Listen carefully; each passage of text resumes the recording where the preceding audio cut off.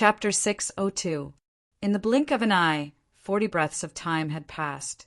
Chu Mu's figure flickered as he walked out of the light door. Even Yan Jiyo had a stunned and dazed look on his face. The Southwestern Palace master stared at Chu Mu in a daze, thinking that he was hallucinating. Chu Mu's body did not have the slightest fluctuation of a sharp aura. It was the same as before. It was as if he had entered to sightsee, and not to fight. Yan Jiyo stared at Chu Mu, his pupils shrinking to the size of needles. The cold aura on his body fluctuated more and more, and the surrounding air began to turn cold. Traces of fighting spirit radiated from his body. The difference between 15 minutes and 60 breaths was obvious, and the difference between 60 breaths and 40 breaths was equally obvious. What did this mean?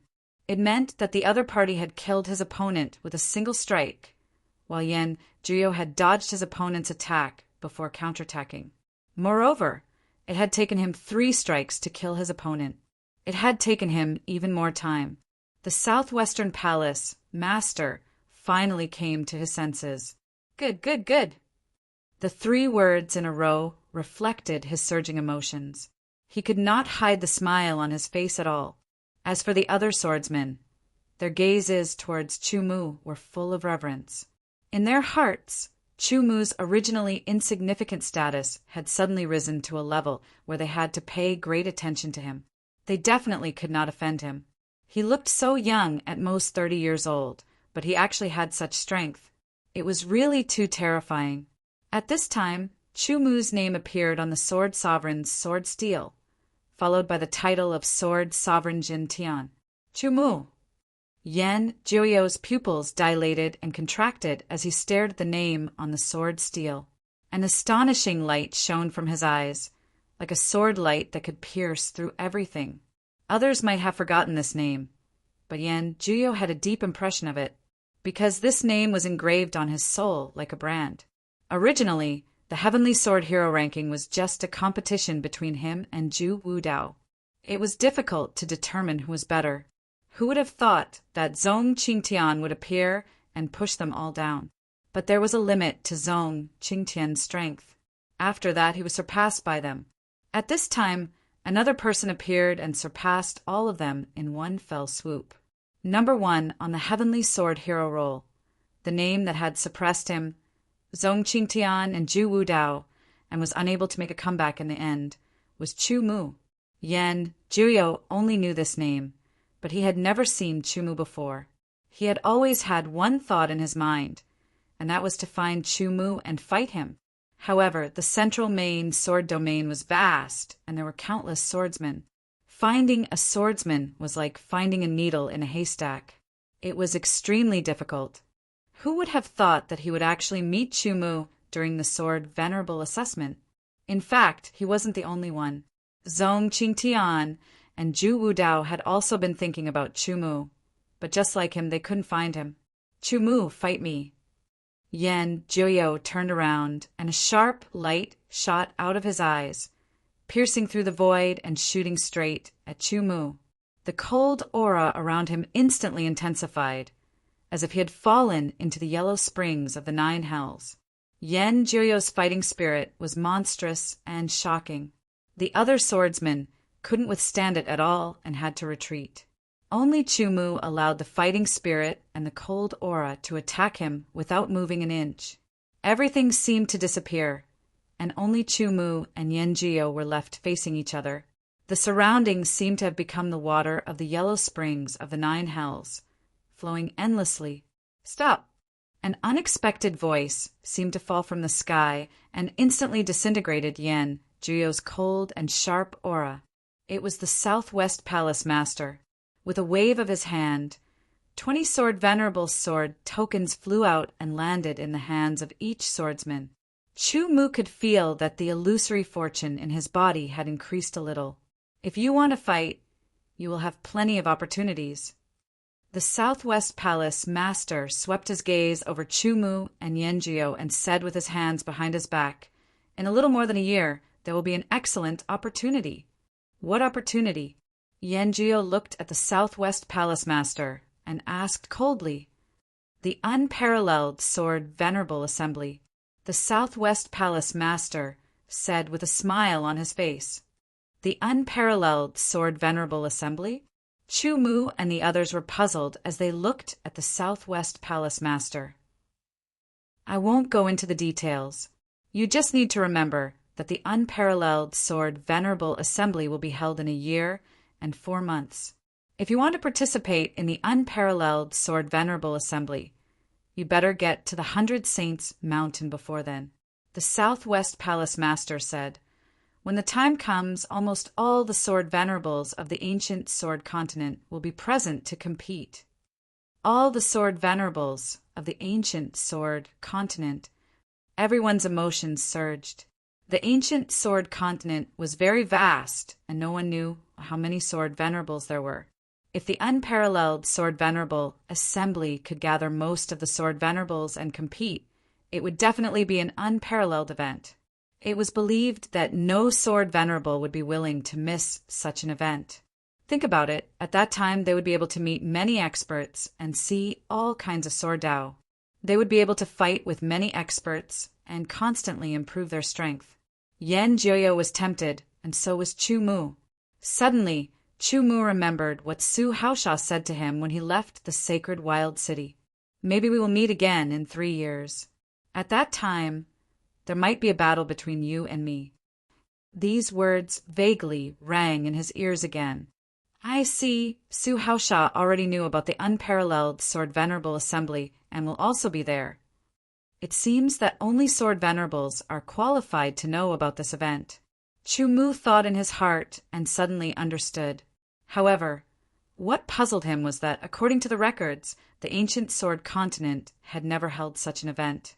It could be said that this unparalleled sword venerable assembly was the first. Why was it not held in the past, but now? Chu Mu didn't know, but perhaps there was a special reason. After thinking about it, Chu Mu felt that this had nothing to do with him. Everyone was not a fool and would definitely have such doubts. If it was some kind of conspiracy, someone would see through it and stop it. After all, the 100 Saints Alliance had 100 sword saints. They were not to be trifled with. Moreover, the unparalleled sword venerable assembly was a grand event organized by the 100 Saints Alliance. There is still 1 year left. There are more than 4 months left. I will go into closed-door training for 1 year and then rush to the 100 Saints mountain. Chu Mu thought to himself and turned to leave the 100 Saints Alliance's southwest sub-palace. Seeing Chu Mu leave, Yanjiu also quickly stepped out of the southwest sub-palace. The other swordsmen also left one after another. Wait, outside the southwest sub-palace, Chu Mu had just soared into the air when Yan Jiuyo's voice sounded. He also soared into the air and chased after Chu Mu. Chu Mu, fight with me. This was Yan Jiuyo's wish and also his obsession. Why not wait until the unparalleled sword venerable assembly? Chu Mu turned around and said indifferently, We will wait until the unparalleled sword venerable assembly, Yan Jiuyo said. Yan Jiuyo said. He pulled out his sword and a cold and sharp aura surged. Like a surging tide, the waves charged towards Chu Mu. Behind Yan Jiuyo, a yellow river vaguely appeared. It was cold and sinister, as if there were countless dead souls howling in pain and countless white bones floating up and down. Sword Dao manifestation. The other swordsmen were shocked when they saw this. Oh, this boy has actually mastered the yellow spring. Sword Dao to such an extent. Sword Dao manifestation. Although he is just a beginner at such a young age, it is enough to show that his talent is extraordinary. The southwest sub-palace hall master stood at the entrance and exclaimed. Sword Dao manifestation was the sign of a level after inheriting a certain Sword Dao.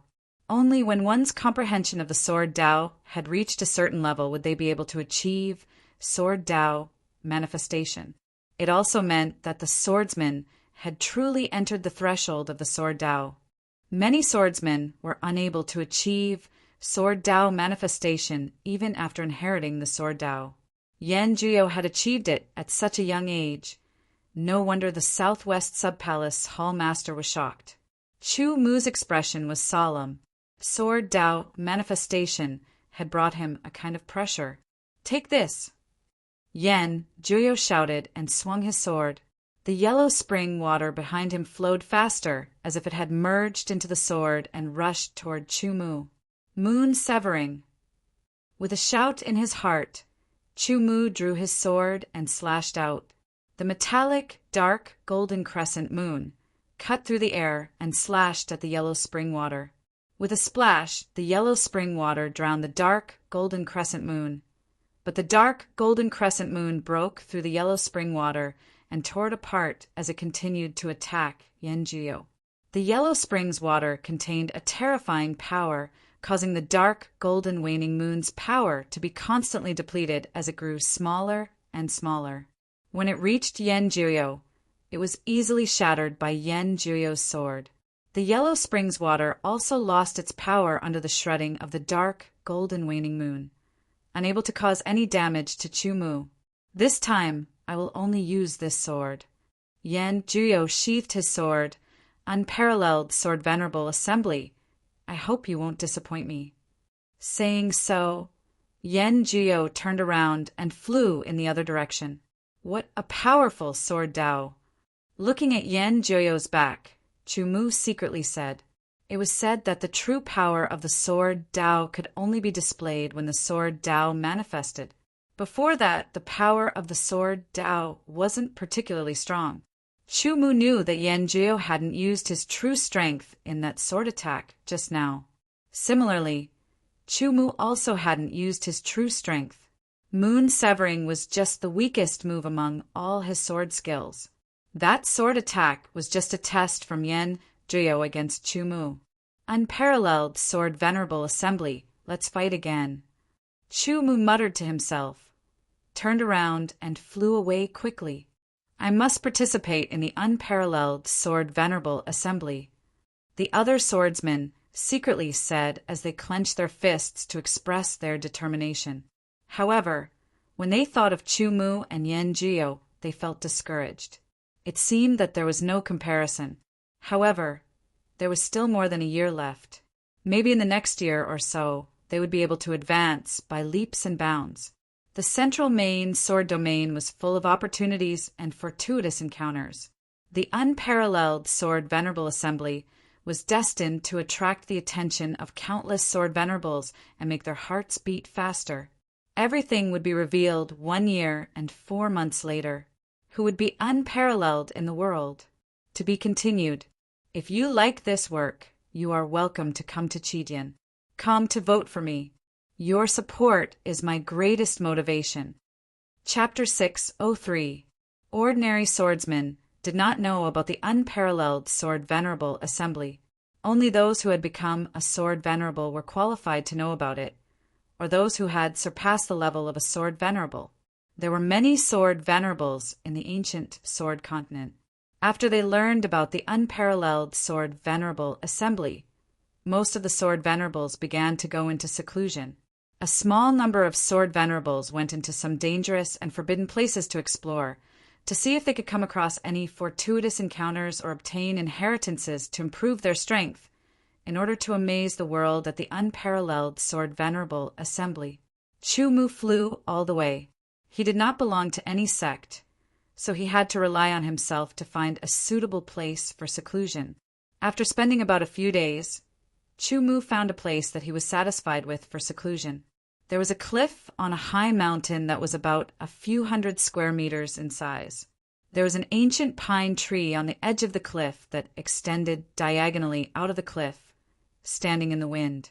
The cliff reminded Chu Mu of the time when he was cultivating in the Qingfeng sword sect. The pine cliff was very similar, but the cliff here was wider than the one on Mount Qinglan.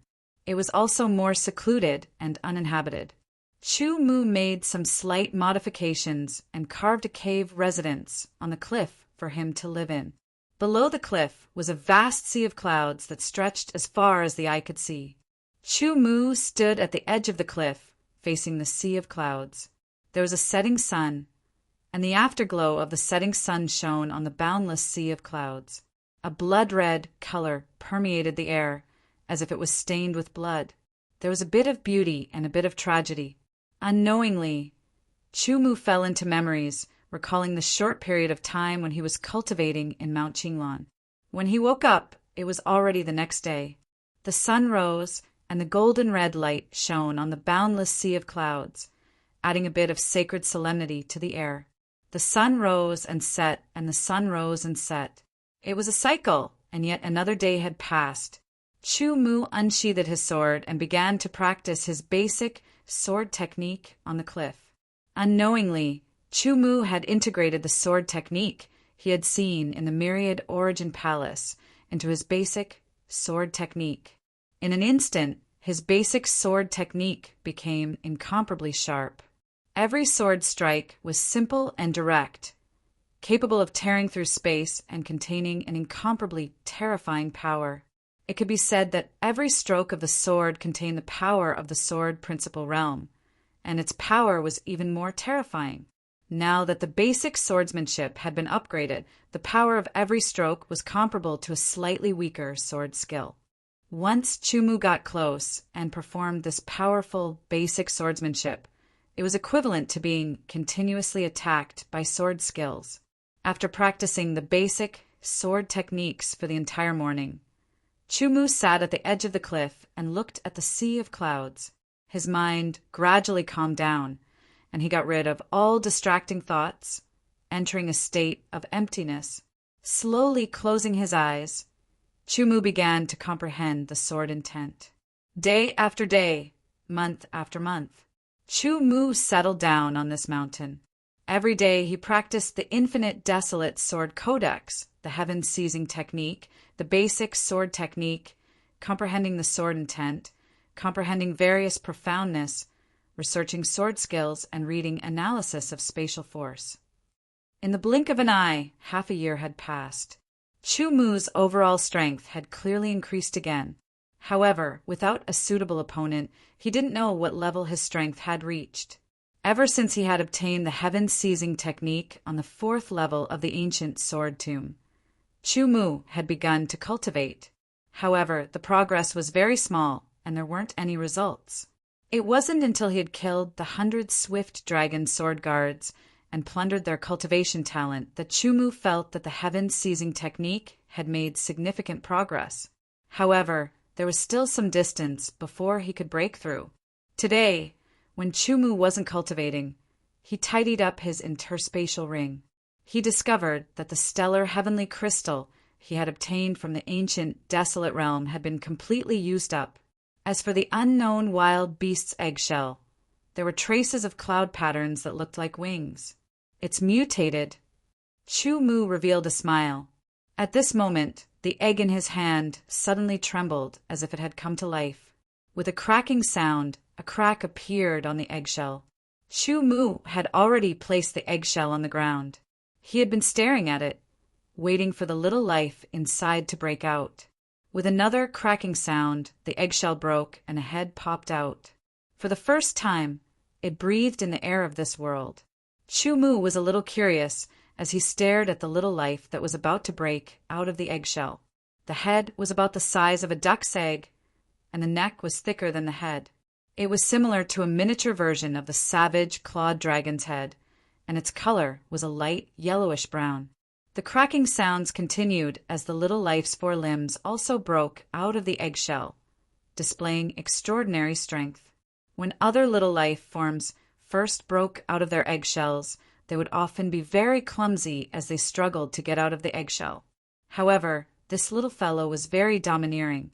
It used its strength and 4 limbs to forcefully destroy the eggshell. As soon as it was born, a powerful aura emanated from its small body. This little fellow's body looked very strange. It had the sharp and terrifying claws of a savage clawed dragon, and its hind limbs were developed like a savage clawed dragon. Its body was strong, and it vaguely had the violent and domineering strength of a savage clawed dragon. In addition, it also had a tail that was longer than its body. The end of the tail was incomparably sharp, as if it contained a wisp of cold star. There was a small bulge on its forehead, and there was a small bulge on the left and right sides of its back. It was unknown what they were. This little fellow's skin was yellowish-brown, and upon closer inspection, it looked very delicate. As everyone knew, when little life forms first broke out of their eggshells, they would treat the first life form they saw as their closest companion. This little fellow was no exception. This little fellow took steady steps towards Chumu and stretched out its pink tongue to lick Chumu's palm. Its teeth were very thin and very dense. Chumu used his other hand to touch the little fellow's body. Its delicate skin felt smooth and warm. He did not dare to use too much strength for fear of abrasions. Vaguely, Chumu could feel that this little fellow was extraordinary, but as for how extraordinary, he was not sure. He only knew that this little fellow's bloodline had undergone many mutations. 3 times? 4 times? Or even more? He did not know, but one thing was certain. Once this little fellow grew up, its strength would definitely be extraordinary. After being intimate with Chumu for a while, the little fellow turned around and walked towards the shattered eggshells on the ground. It opened its mouth and used its tongue to roll the eggshells into its mouth. Its fine teeth began to chewing the eggshells and swallowing them. After a while, all the eggshells were eaten by the little fellow. The little fellow even used its claws to rub its belly and burped. Chumu was suddenly surprised. The savage beasts he had encountered did not possess much intelligence, but the little fellow in front of him behaved very humanely. Could it be that this little fellow also possessed intelligence? The savage beast's strength was astonishing. Once they possessed intelligence, they would definitely become even more powerful. This discovery made Chumu even happier. After eating, the little fellow walked to Chumu's side and leaned against Chumu's leg to lie down comfortably. Looking like a young master, Chumu did not know whether to laugh or cry. It could be expected that with this little fellow, Chumu's life would definitely be much more interesting. Looking at the sleeping little fellow, Chumu muttered to himself, "I don't know what kind of savage beasts this little fellow is. Its bloodline has mutated so many times. Let me give it a name. Although it is small now, once it grows up, it will definitely be powerful and absolutely domineering. Let's just call it Bawang. Bawang. Bawang." After repeating it several times, Chumu immediately clapped his hands and decided, "Little fellow, from now on, your name will be Bawang." Whether this name was vulgar or not, Chumu did not care. Naming was originally a difficult task. Even Chumu was no exception. As expected of a savage beast that had mutated so many times, Bawang's growth speed was very fast. In the blink of an eye, a month had passed. Bawang, which had originally been the size of a puppy, had already grown to the size of an adult dog. Its fine teeth were even more obvious, and its biting strength was astonishing. With a simple swipe of its claws, it could leave clear marks on the hard mountain walls. When he had left the ancient savage realm, Chumu had killed 100 savage, swift dragon sword guards and stored their corpses in his spatial bracelet. The meat had been preserved very well and had become Bawang's food. Eating the meat of the savage beasts, the energy contained within was constantly absorbed by Bawang, accelerating its growth. As for the inner cores of the savage beasts, the energy contained within them was too great. For the time being, Bawang could not eat them. In the 2nd month, Bawang's body had grown to the size of a wolf dog, and it was still eating the savage, swift dragon's meat. In the 3rd month, Bawang's body had grown to the size of a calf, and it was still eating the savage, swift dragon's meat. However, its appetite was growing, and the remaining savage, swift dragon's meat was not enough to support its appetite for the next month. It should be time to eat the inner cores of the savage beasts. After Bawang had finished eating all the savage, swift dragon's meat, Chumu picked out the inner core with the weakest energy and gave it to Bawang. After eating the inner core, Bawang fell into a deep sleep. It only woke up 10 days later. Its body had grown even larger, and it was now the size of a bull. After waking up, it ate another inner core. This time, after sleeping for 5 days, its body had grown even larger. In addition to cultivating, Chu also had an additional mission, which was to fight Bawang. The current Bawang only had the strength of a steel-crushing savage beast, but its bloodline had undergone many mutations. In addition to its innate combat talent and high intelligence, as well as Chumu's deliberate training, it was completely comparable to an earth-shattering savage beast. Chu discovered that in a situation where their strength was about the same, it was quite difficult for him to defeat Bawang with just his combat skills. This also meant that Bawang's combat ability had reached a certain level, surpassing many swordsmen. However, Bawang still had a lot of potential that could be developed further. To be continued. If you like this work, you are welcome to come to Chijian. Come to vote for me. Your support is my greatest motivation. Chapter 604. The sun was shining brightly and the wind was gentle. In the small forest, when the wind blew, the branches swayed and the leaves rustled. It was full of rhythm. Walking in the forest would make one feel peaceful and happy. A few swordsmen were either carrying or carrying swords. They were talking and laughing as they walked on the forest path. They were swordsmen who had just returned from training and were preparing to return. Suddenly, the ground trembled slightly. Wave after wave surged like a tide, which surprised the swordsman. What's going on? It seems like something huge is approaching. It's here. The swordsmen immediately looked in front of them and saw a huge figure leaping into their vision. It was quickly approaching. What is that? The swordsmen were shocked. Their eyes were wide open as they stared at the huge figure that was rapidly approaching. They felt a shadow looming over their hearts. The powerful aura made the air in front of them difficult to breathe. It was almost suffocating. They wanted to pull out their swords, but they felt that their bodies were not listening to them. They felt weak and powerless. If they did not clench their teeth and force themselves to hold on, they would have fallen to the ground. The huge figure flew past them without any intention of paying attention to them. When the huge figure disappeared from their sight, the swordsmen let out a sigh of relief and fell to the ground, unable to support themselves. So scary! Scared me to death. I thought I was going to die this time. It's too powerful. Just the aura alone is unbearable. Did you see that? On the back of that thing, there's someone. What? How is that possible? There's someone. I saw it too. Such a terrifying monster. If no one tamed it, how could it appear here? And once it appears, do you think we can survive? With that said, everyone came to a realization. Just the aura alone was enough to make them unable to move. If it wanted to kill them, it would be easy. However, such a terrifying monster actually ignored them. It was obviously tamed. They thought about how powerful it must be to be able to tame such a terrifying monster. The figure was like the wind as it flew past. The ground trembled slightly, which was caused by the feet of the huge beast.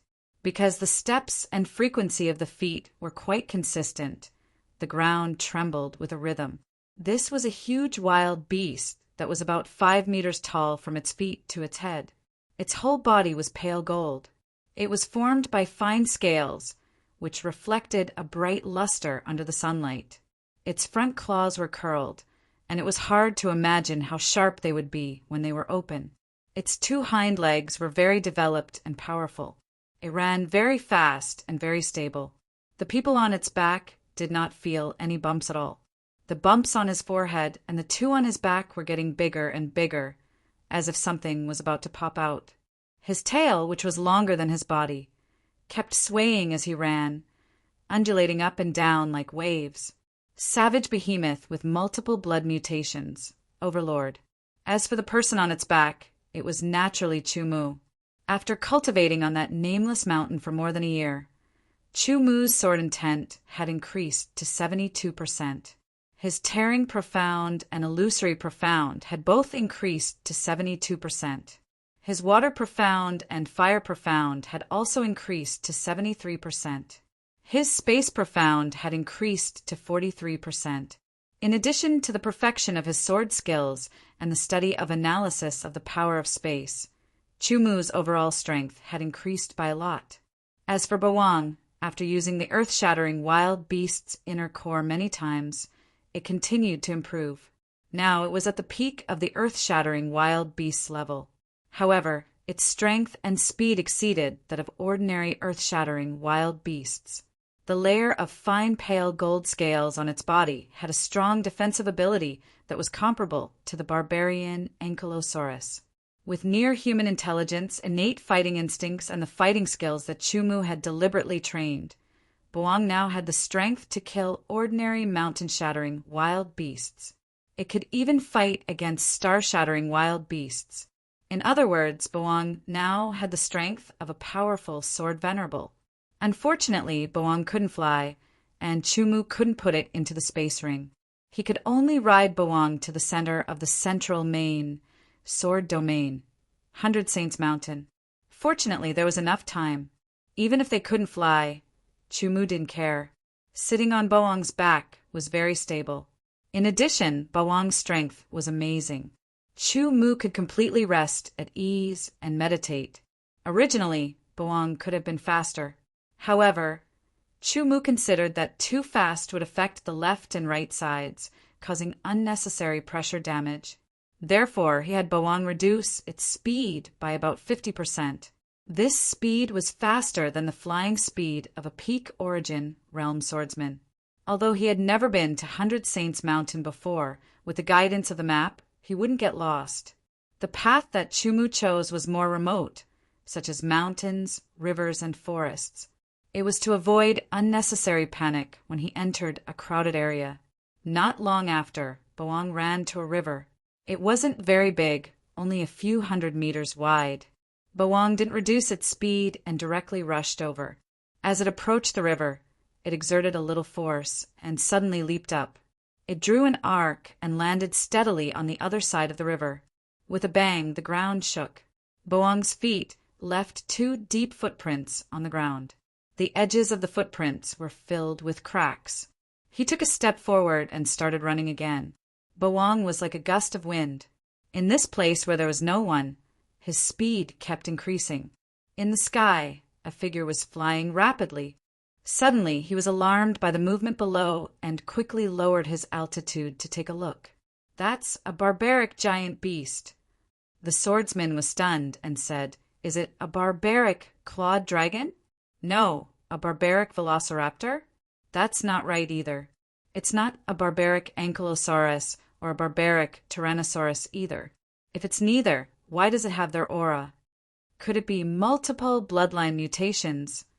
The swordsman was excited as his eyes lit up. He had once trained in the ancient wild region, so he knew how difficult it was for a barbaric giant beast to mutate its bloodline, let alone multiple times. Is it a triple or quadruple mutation? And its tail? The more he looked, the more excited he got. A single mutated barbaric giant beast wasn't enough to excite him. A double mutated barbaric giant beast was enough to excite him, not to mention a triple or quadruple mutated barbaric giant beast. The more mutated a barbaric giant beast's bloodline was, the more powerful it would be, and the more terrifying its combat ability would be. In the past, I always wanted a barbaric giant beast with multiple mutated bloodline as a mount. Unfortunately, I never had the chance to find one. I didn't expect that after more than 10 years my chance would come. With a cold laugh, the swordsman in the sky suddenly dove down like a falling meteor. He drew his sword and slashed out. With a boom, a huge sword light fell like a meteor and blasted towards Chumu. When the swordsman was descending, Chumu had already noticed him. At that time, the swordsman didn't show any hostility, but Chumu still paid attention to him. The swordsman, indeed, didn't have good intentions. He used a sword skill and a killer move right off the bat. A strong aura locked onto Chumu, trying to kill him in one strike. He drew his sword and unleashed Moon Slash. The Moon Slash, formed by the fusion of 72% laceration, profound, and mountain-shaking energy, was extremely powerful. The dark, golden crescent moon slashed upwards, and the meteor fell and collided. With a boom, a terrifying explosion sounded, and a strong impact spread out like fireworks in the sky. Die. The swordsman couldn't see, but his spiritual power locked onto Chu Mu's figure, and he attacked again. Strangely, Chu Mu's figure disappeared and reappeared behind the swordsman, slashing out with his sword. Iron slash. Unparalleled power. Once hit, death would be certain. However, when the sword slashed out, it was only an afterimage. The real body appeared a few meters away. He turned around and slashed, and the violent sword chi was like a meteor that filled the sky, smashing towards Chu Mu. Chu Mu's figure disappeared again. The two sides fought back and forth, exchanging dozens of blows. Their figures changed strangely, and not a single sword hit the other party. Explode! Explode! Explode! The swordsman suddenly roared. Sword rays exploded like meteors, rumbling and covering a radius of several thousand meters. In the endless energy shockwave, a deep purple aurora shot out. The swordsman in the sky was shocked and instinctively raised his sword. With a bang, the sword flew out of his hand, and the tyrannical power made his body fly into the sky. His chest felt tight, and it was very uncomfortable. The swordsman made a prompt decision and flew higher. I will take my sword and your life. That savage behemoth with multiple bloodline mutations is also mine. The swordsman's speed was extremely fast, and he seemed to have used a secret technique to increase his speed. In the blink of an eye, he disappeared, and there was no way to catch up. However, his words also let Chu Mu know why he attacked Chu Mu. It was for Bawang, the savage beast with multiple bloodline mutations. It seems that he is also a sword venerable going to the 100 Saints Mountain to participate in the unparalleled sword venerable gathering. I will take your sword first, and I will take your life later. Chu Mu secretly said, and put the sword into his spatial ring. This was also a top king grade sword, and it was not inferior to Chu Mu's 8-sided sky desolation sword. Such a sword was very valuable, and there were not many of them. The swordsman should feel the pain of losing this sword. He landed on Bawang's back again, and they continued on their way. This was destined to be a grand event. Sword venerable level swordsmen from the ancient sword continents north, south, east and west sword domains, and even the outer sword domains, all came, either alone or in groups. Most of them flew and gathered from all directions. Every sword venerable's heart was burning, and they were full of anticipation to fight with other sword venerables. Think about it. How many sword venerables from the ancient sword continent, and how many experts were there? Most importantly, what would they get after winning the unparalleled sword venerable gathering? To be continued. If you like this work, you are welcome to come to Chidian. Come to vote for me. Your support is my biggest motivation. Chapter 605. As the main hall of the 100 Saints Alliance and the center of the central sword domain, the area within 1,000 miles of the 100 Saints Mountain was empty. There were no cities or towns, which showed the uniqueness of the 100 Saints Mountain. However, after the 100 Saints Alliance decided to hold the unparalleled Sword Sovereign Conference, they built 4 temporary gathering places at the foot of the 100 Saints Mountain as temporary residences for swordsmen from all over the ancient sword continent. Otherwise, with so many sword sovereigns on the ancient sword continent, some would arrive early while some would arrive later. Most of them would arrive before the unparalleled Sword Sovereign Conference, so they could not have no place to stay. The 4 temporary gathering places were very large, and they built wooden houses one after another. Although they were temporary, the 100 Saints Alliance had put in a lot of effort, and the quality of the wooden houses was quite good. Chu Mu, riding on Bawang, also arrived at the Eastern Gathering Place. There was still a month before the unparalleled Sword Sovereign Conference began. Friend, your mount is not bad.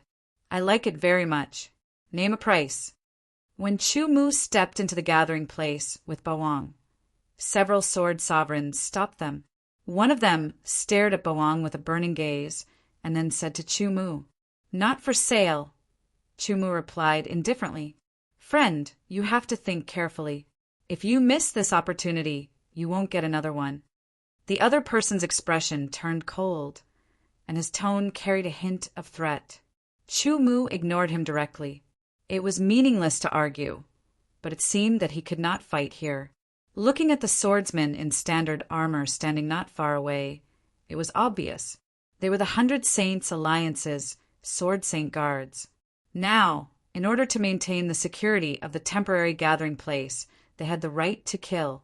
Once they fought, they would be captured by the Sword Saint Guards or even killed on the spot. No one was that stupid. Chu Mu ignored them and continued to walk forward with Boang. The sword sovereigns had to dodge, otherwise it would not look good if they were hit by Boang's huge body. Damn it! Sword Senior, who had been rejected and ignored by Chu Mu, had a gloomy expression. His eyes flashed coldly as he stared at Chu Mu's back. Second brother, let's check the other party's identity first, then we can discuss. A sword venerable at the side said. Third brother, this is what you're good at. I'll leave it to you. Dig out every single detail about him. No problem. Chu Mu did not expect to provoke an enemy as soon as he arrived. However, there was nothing he could do about it. Boang's appearance was very eye-catching, and the aura it emitted was very strong. Not only was it a good mount, it was also a good helper. Anyone who saw it would be tempted. Along the way, there were over 100 sword venerables who proposed to buy from Chu Mu, but they were all rejected by Chu Mu. However, they were all rejected by Chu Mu. Some of them would pester him a few times, and some would give up after being rejected. It was inevitable that some of them would harbor resentment in their hearts. Among them, there was a guy who was unwilling to give up. He kept following Chu Mu, looking like he would never give up. Brother Chu, follow me. Let's register first. Then we'll assign you a place to live. This guy was called Hua Buxi. He looked younger than Chu Mu, but it was unknown how old he was. He had a smile on his face, looking like an optimist. He always had a blade of grass in his mouth. Hua Buxi was a very friendly person. At first, he wanted to buy from Boang, but after being rejected by Chu Mu, he was not angry at all. Instead, he insisted on following Chu Mu. According to him, he wanted to cultivate a relationship with Boang. Once their relationship was developed, he would naturally take Boang away. In this regard, Chu Mu felt helpless. Hua Buxi did not show any hostility. Instead, his friendly smile made people feel relaxed and happy. The person in charge of the registration was naturally arranged by the 100 Saints Alliance. After the registration, Chu Mu was given a wooden house. Coincidentally, it was right next to Hua Buxi's house, so they became neighbors. Brother Chu, why don't we go shopping in the market? Hua Buxi said. He stared at Boang and said, Bring this big guy. As if he had thought of something interesting, Hua Buxi laughed.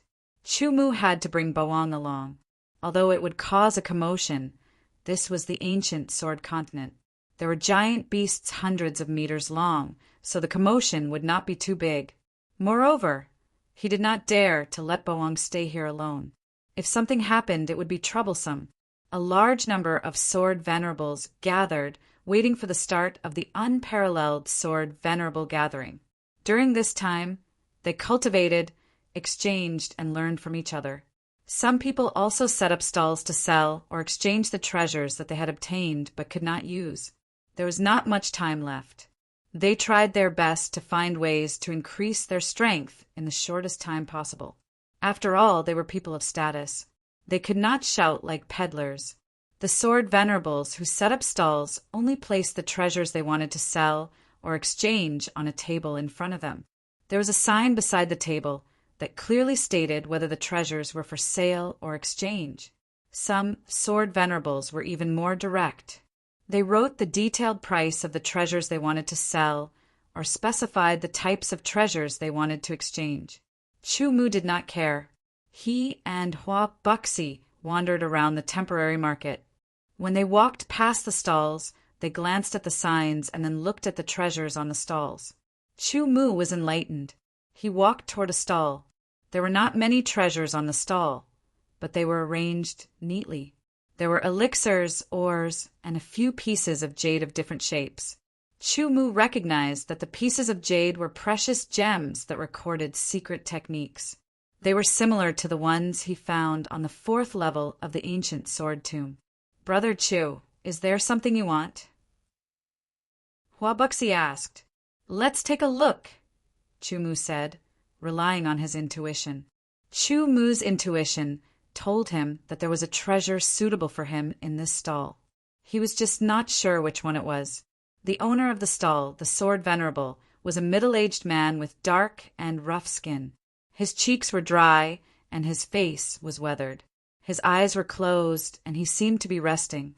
However, his spiritual consciousness was paying attention to everything in the outside world. If there was any movement that was not beneficial to him, he would react. Chu Mu's gaze shifted from the stall to the owner. His sharp senses told him that the owner's muscles tensed up for a moment. Then Chu Mu relaxed. He seemed to know that there was no fatal danger here. "This is a master who has been walking on the edge of danger all year round," Chu Mu said to himself. Although the owner had concealed his aura and it was difficult to detect, Chu Mu could still sense a dangerous aura coming from him. This was definitely the aura of a master who had been through countless battles of life and death. Even if he was not as strong as his opponent, he could still kill his opponent. He was a strong enemy. His gaze returned to the stall and locked onto the few pieces of jade. Chu Mu's intuition told him that the treasure that was useful to him was among those pieces of jade. He closed his eyes and released his spiritual consciousness to cover the few pieces of jade. He carefully identified them according to his intuition. Huabuxi looked at Chu Mu. He was unusually quiet and did not disturb him. Boang also stood quietly at the side. "I want this piece of jade." Chu Mu pointed at one of the pieces of jade and said to the stall owner. 10 million pieces of supreme spiritual stones," the stall owner said without opening his eyes. 10 million. Huabuxi's eyes bulged. Chu Mu frowned slightly. 10 million pieces of supreme spiritual stones for a piece of jade that he did not know what kind of skill it contained. To be honest, it was a little too much. If the skill inside was ordinary, it would be a waste. After thinking for a while, Chu Mu decided to trust his intuition. Taking out 10 million top-quality spirit stones was quite a lot. There was no way he could fit them all. Fortunately, Chu Mu had already exchanged most of the top-quality spirit stones for the corresponding spirit stone cards. After paying the stall owner, Chu Mu took the piece of jade away. "I'll go back first," Chu Mu said to Huabuxi. "There's nothing much to see." "I'll go back too," Huabuxi said. The wooden house was big, but Bawang was not small. He could not walk into the wooden house. He could only wait outside and guard the door. Huabuxi, on the other hand, was murmuring to Bawang. He was trying to build a relationship with Bawang, but Bawang ignored him completely. Inside the wooden house, Chu Mu took out the piece of jade that he had bought for 10 million pieces of supreme spiritual stones. He looked at it for a while, and his mind power spread out and wrapped around the jade. Then his mind power began to seep into the jade. After 10 breaths, his mind power successfully entered the jade. A piece of information came into contact with Chu Mu's mind and entered Chu Mu's mind. The amount of information was not small. It took about half an hour for Chu Mu to finish receiving it. "Truly a pillow sent to me when I was sleepy." Chu Mu looked at the shattered precious jade in his hand, and his eyes flickered with a bright light as he silently spoke. He was worried about how to deal with Bawang. He was so big, and he was not a demonic beast. He could not be sealed in the beast sealing pearl. If he was alone, he might be targeted by other swordsmen. It would be troublesome. Now, the cultivation method that he had obtained from the jade was enough to solve this problem. The ancient beast taming skill, the so-called beast taming skill, was a secret method for taming demonic beasts. It was rare and precious. However, the ancient beast taming skill that Chu Mu had obtained was more precious than the ancient beast taming skill. Chu Mu had always trusted his intuition. This time he still trusted it. It did not disappoint him. His intuition had brought him great benefits, although he hadn't started cultivating it yet. Just from the description of the ancient beast taming technique, Chumu knew that the ancient beast taming technique's value wasn't normal. If the stall owner knew, he might regret it. 10 million pieces of supreme spiritual stones was a big loss. Fortunately, this kind of jade was very special. It could only be passed on once. Once the mind power seeped into it, the jade would automatically shatter after the information was passed on. Therefore, no one knew what kind of cultivation method was stored in this kind of jade. Otherwise, Chumu would not be able to obtain it. Even if he was fated to encounter it, he might have to pay a higher price to obtain it. He might even expose some of his trump cards that he was not willing to reveal. To be continued. If you like this work, you are welcome to come to Chijian. Come to vote for me. Your support is my biggest motivation. Chapter 606. There were more and more honorable swordsmen in the 4 temporary gathering places, and there were fewer and fewer empty wooden huts. Chumu stayed in the wooden hut and used an entire night to comprehend the ancient beast taming technique. He then spent another day to successfully cultivate the ancient beast taming technique. The cultivation of the ancient beast taming skill could be said to be extremely difficult. It was so difficult that it was impossible to cultivate it. It could also be said to be very easy. It could be so easy that it only took 1 or 2 days to cultivate it. This was because the cultivation of the ancient beast taming skill required special conditions. The profound meaning of space. The reason why Chumu was so happy and felt that this ancient beast taming skill could solve his problem was that it could not only successfully tame beasts into battle beasts, but it could also open up a battle beast space for battle beasts to enter. Swordsmen who did not understand the profound meaning of space would not be able to cultivate this ancient beast taming skill, even if they obtained it. However, swordsmen who understood the profound meaning of space would be able to cultivate it in a short period of time. However, it was one thing to cultivate it successfully and another to perform it. It was especially important to perform it for the first time. It required the cooperation of the human and the battle beast.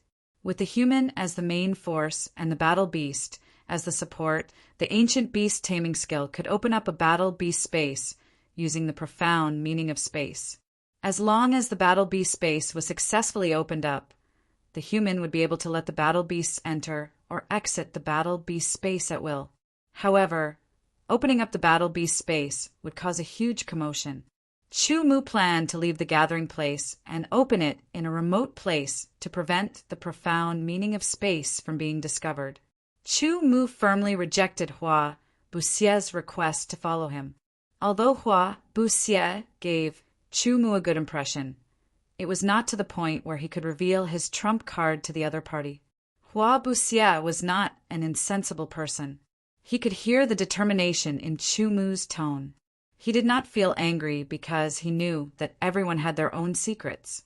Secrets that they did not like to be known by others had nothing to do with their relationship. Some secrets were best kept to oneself. Riding on Bawang, Chumu quickly left the gathering place and looked for a remote place.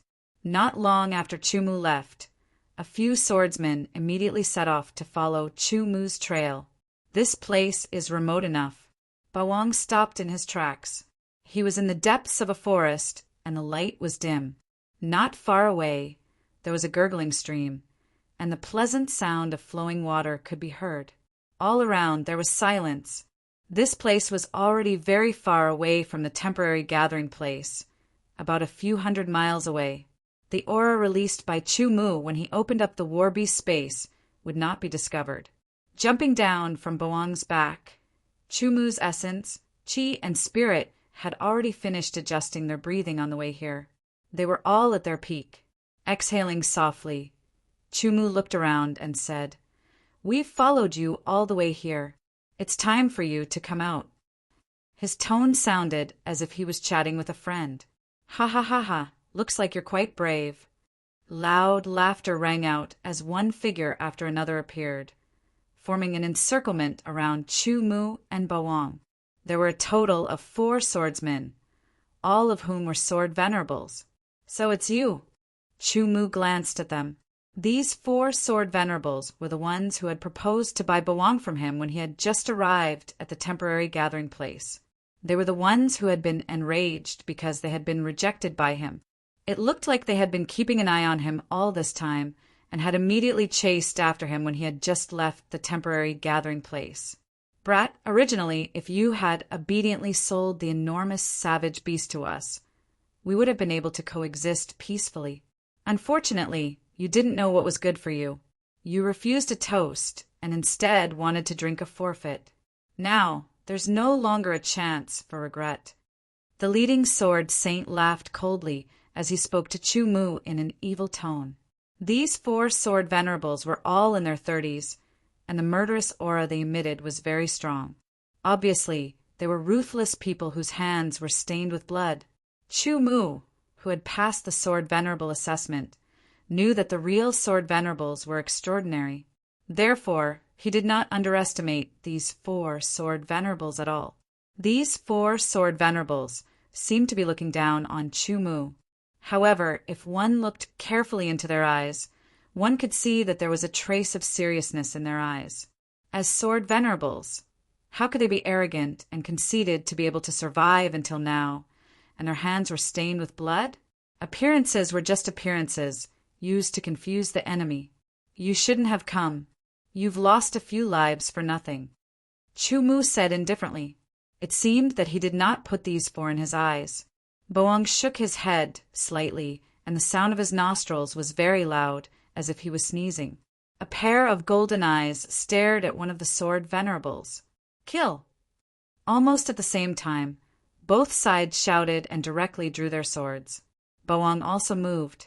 With a whoosh, Bawang turned into a ray of light and rushed at full speed towards one of the sword venerables. He opened his sharp claws and fiercely clawed at the air, leaving a few clear scratches and a cold aura spread out. The sword venerables were shocked, and his pupils contracted rapidly. Obviously, he did not expect Bawang's speed to be so fast. His well-trained consciousness came into play, and almost instinctively he waved his sword to block Bawang's claw.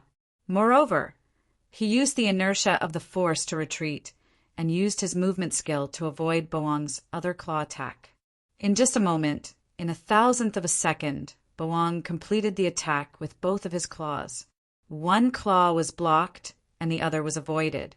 However, only then did he show his trump card. The tail that was longer than his body suddenly pierced out from below. It was a blind spot, and the sword venerables did not expect this at all. Moreover, the speed of the tail was faster and more sudden than the speed of the claws. With a poochie sound, the incomparably sharp tail instantly pierced through the sword venerable's abdomen. A tyrannical force surged, and a violent wild beast force blasted into the sword venerable's body, shattering all of his internal organs. In less than a breath's time, one of the 4 sword venerables died under Bawang's tail. The other 3 sword venerables attacked Chu Mu, and the moment they attacked, they used powerful sword skills. However, their sword skills all missed because they appeared and disappeared as if they had never appeared. "Third brother, be careful!"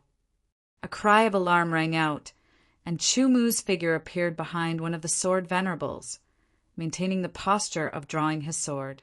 It looked as if he was about to draw his sword, but also as if he had already drawn his sword and sheathed it. The sword venerable's face was filled with astonishment, and then it turned into pain. He wanted to shout, but he could not make a sound.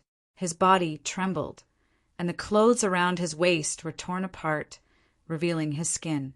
A slanted red circle appeared on his skin, as if there was a thread wrapped around it. In the next breath, the sword venerable's upper body began to slide down along the slanted red line. Third brother. Third brother. The remaining 2 sword venerables' eyes were about to pop out of their sockets. Kill him. Avenge the 3 of us. 5th brother is also dead. Kill. If you want to kill me, then you must be prepared to be killed by me. Chu Mu smiled slightly, and used the inverse space step, appearing beside another sword venerables and thrusting his sword. This sword venerables was ranked second among the four, and his strength was also relatively strong. He narrowly dodged Chu Mu's sword, but his anger did not make him lose his mind. He turned around, counterattacked, dodged, and slashed out with his sword. Blood splattered, and an arm flew high into the air, holding a sword in the palm of that arm. A mournful scream resounded through the forest, and the hand that did not hold the sword was equivalent to being crippled. In the next breath, a cold light flashed, enlarged in front of his eyes, and pierced through his throat.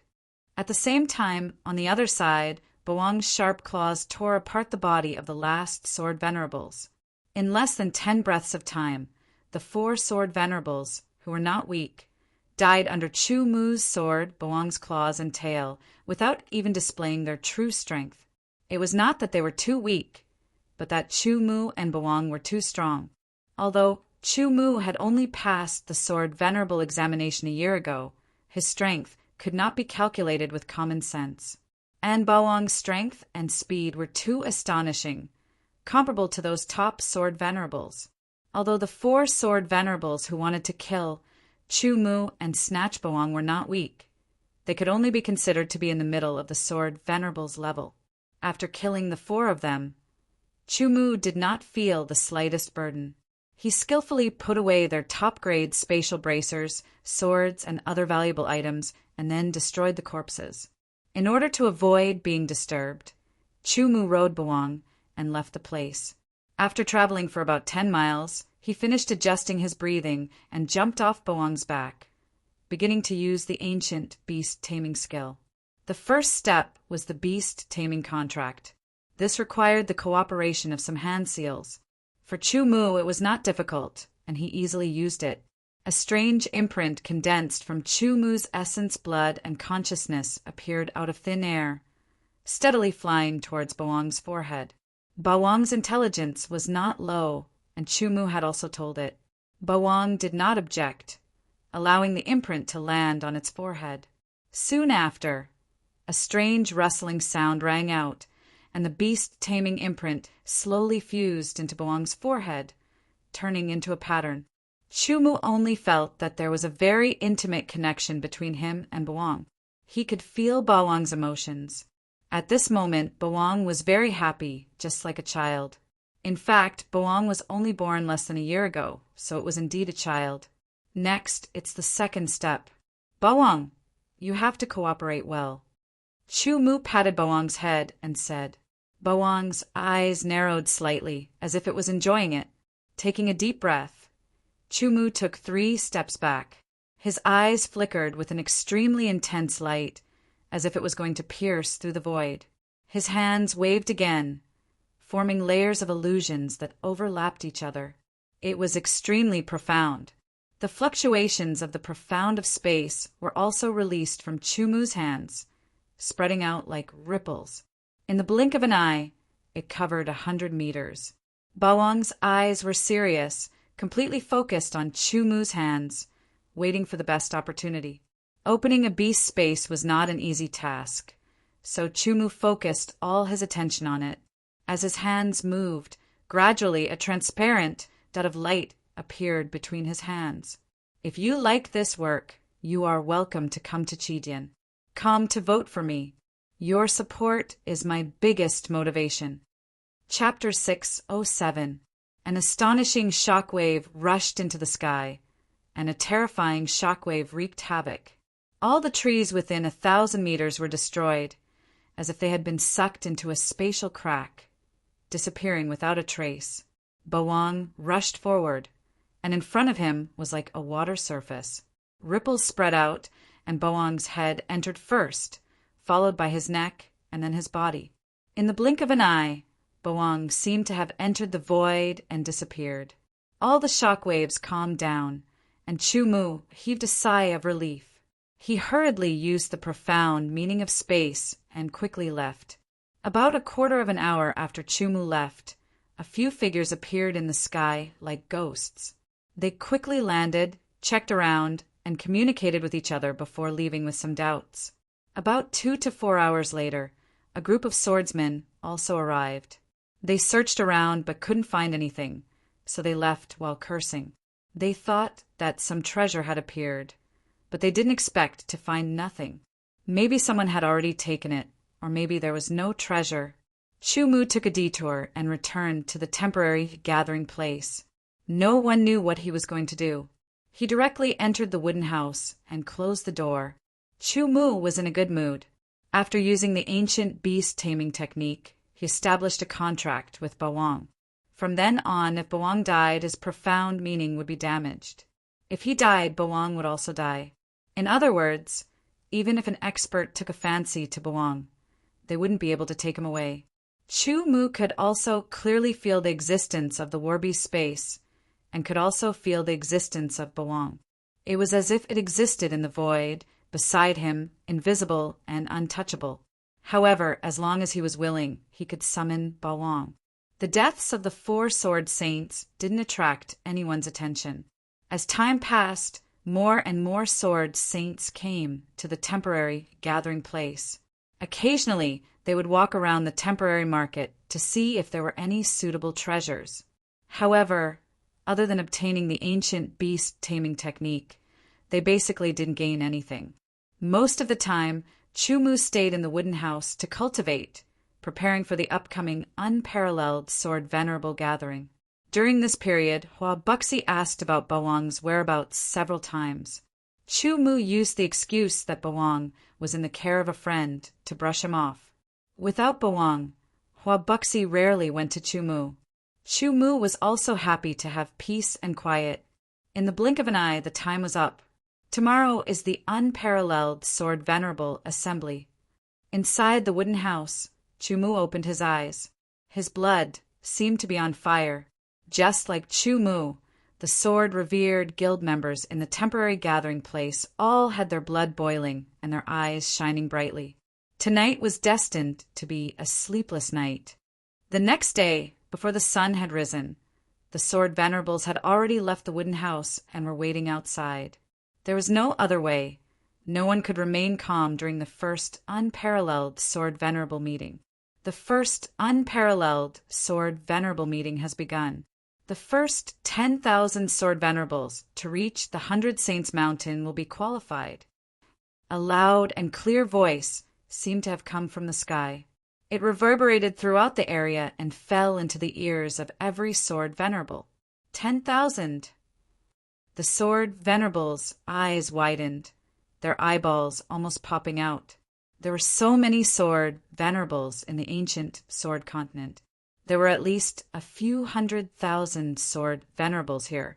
Among so many sword venerables, only 10,000 would be qualified.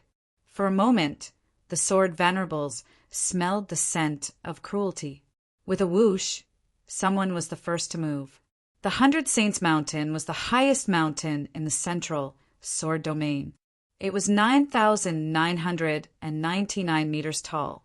The 100 Saints Alliance's main hall was located at the top of the mountain.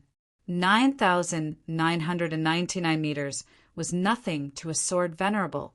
They could climb it in a short time. However, the 100 Saints Mountain was no ordinary mountain. Once they entered the range of the 100 Saints Mountain, even sort of Gojosian would not be able to fly unless they were sword saints. Moreover, as they climbed, the higher they climbed, the greater the pressure. As a result, it was impossible to determine how much time it would take to reach the top of the mountain. The sword venerables in the 4 temporary gathering places all moved. They used their body movement skills and rushed out. Some were as fast as the wind, some were like flowing water, some were as fierce and violent as raging fire, and some were as frightening as the thunder. Among the several 100,000 sword venerables, only 10,000 could enter the true, unparalleled sword venerable meeting. The others would all be eliminated. This was completely different from choosing one out of several dozen people. If 1 out of 500,000 was chosen, 49 would be eliminated. However, if 1 out of 500,000 was chosen, 490,000 would be eliminated. The difference between 49 and 490,000 was extremely huge. Not only was the 100 Saints mountain tall, but it also occupied a large area. The several 100,000 sword venerables entered and spread out. They used various methods to quickly rush to the top. In the blink of an eye, most of the sword venerables had crossed several 100 meters. They seemed to be able to reach the top very quickly. After 3 seconds, most of the sword venerables had crossed 11,011 meters. Chu Mu only felt his body sink. The suction force from the ground had doubled, and the pressure from the surrounding space had doubled as well. His speed immediately dropped, and he had to use even more power to maintain his original speed. To the sword venerables, this pressure was not strong enough. They increased the output of their power and continued to rush up at high speed. In the blink of an eye, they had crossed 2,222 meters. Chu Mu once again felt the suction force from below double, and the pressure from the surrounding space doubled as well. In order to maintain their speed, the sword venerables had no choice but to increase the output of their power. The difference between the several 100,000 sword venerables began to appear. The stronger sword venerables remained the front, while the weaker sword venerables fell behind. However, some sword venerables advanced bravely, striving to stand out from the several 100,000 people in the shortest amount of time possible and successfully become one of the 10,000 people who reached the top of the 100 Saints mountain. No one attacked each other. If they did, they would definitely slow down their own speed and lead to chaos. If they were unlucky, they might even end up worse off. As a result, all the sword venerables were focused on rushing up. At 3,333 meters, the suction force and spatial pressure doubled again. Some of the weaker sword venerables had a difficult expression. They clenched their teeth and endured, but their speed had clearly dropped. Although the pressure was great, Chu Mu was still able to endure it. His speed did not change, and his energy consumption only increased slightly. According to the current situation, Chu Mu was at the very front of the group. He was very likely to become one of the 10,000 sword venerables who reached the top of the 100 Saints mountain. However, there were no absolutes in the world. Right now, they had only reached a third of the 100 Saints mountain. Many sword venerables were still preserving their strength, waiting for the final moment to erupt. 3 figures hovered in the clouds above. They were all sword saint experts, and they were currently looking down. The first unparalleled sword venerable meeting. It's very memorable. Hundreds of thousands of sword venerables competing together. This is the only time this has happened. With this first time, there will be a second and third time. What interests me is that there are a few decent little fellows among the hundreds of thousands of sword venerables. As he spoke, the sword saint pointed with his finger. Oh, let me see. The eyes of the other 2 sword saints flashed as they stared at the so-called little fellows. These so-called little fellows were all above 30 years old. However, in the eyes of sword saints who are hundreds and thousands of years old, they were indeed little fellows. They are calm and composed, and their divine light is restrained. They are indeed extraordinary. Their strength should be in the top 100 among the hundreds of thousands of sword venerables. Let's look at the others. We might find something even more surprising. Among the hundreds of thousands of sword venerables, there were veteran sword venerables and new sword venerables. As long as one did not die after obtaining the title of sword venerable and did not break through to the divine condensation realm, they would still be sword venerables. These sword venerables usually cultivated for more than 10 years or even dozens of years more than other sword venerables. Their accumulation was deeper and their strength was shocking. Of course, the longer one cultivated, the more powerful they would be. Some people were born to be powerful. Even if their cultivation time was not as long as others, their talent and comprehension were shocking. Their strength was terrifying. Go, go, go. I must reach the top 10,000. No matter what, I cannot give up. I must be one of the top 10,000. Many sword venerables screamed in their hearts. They gathered their strength and channeled their sword yuan into their legs. They used their profound to resist the gravity and spatial binding power of the 100 Saints Mountain, maintaining their speed. The 100 Saints Mountain, which was 9,999 meters tall, seemed to be thousands of times longer in the eyes of the sword venerables. It seemed to be an endless path. When they raised their heads, they could not see the end. It made them feel hopeless. At this moment, they had only reached 4,444 meters. The angle and the increased gravity and spatial binding power brought even more pressure to the sword venerables. This pressure did not only affect their bodies, but also their minds. It was a double pressure. 5,555 meters. 6,666 meters. At this point, they had already reached 2/3 of the height of the 100 Saints Mountain. There was only 1/3 left. Those sword venerables who were originally calm began to look serious. At this moment, the gravity and spatial binding power had already reached a level where they had to pay attention to it. Chu Mu's expression also became serious. He had planned to use his profound of space, but his sharp intuition told him that there were some eyes watching him from somewhere. He subconsciously did not want to expose himself. Most importantly, among the hundreds of thousands of sword venerables, many of them were unfathomable. Many of them were definitely hiding their strength. Perhaps once he used his profound of space, his aura would be immediately detected by some people. Of course, if Chu Mu was sure that he could not make it to the top 10,000, he would definitely use his profound of space. Otherwise, no matter how much strength he had, he would still be eliminated. It would be a huge joke. To be continued. If you like this work, you are welcome to come to Chijian. Come to vote for me. Your support is my biggest motivation. Chapter 608.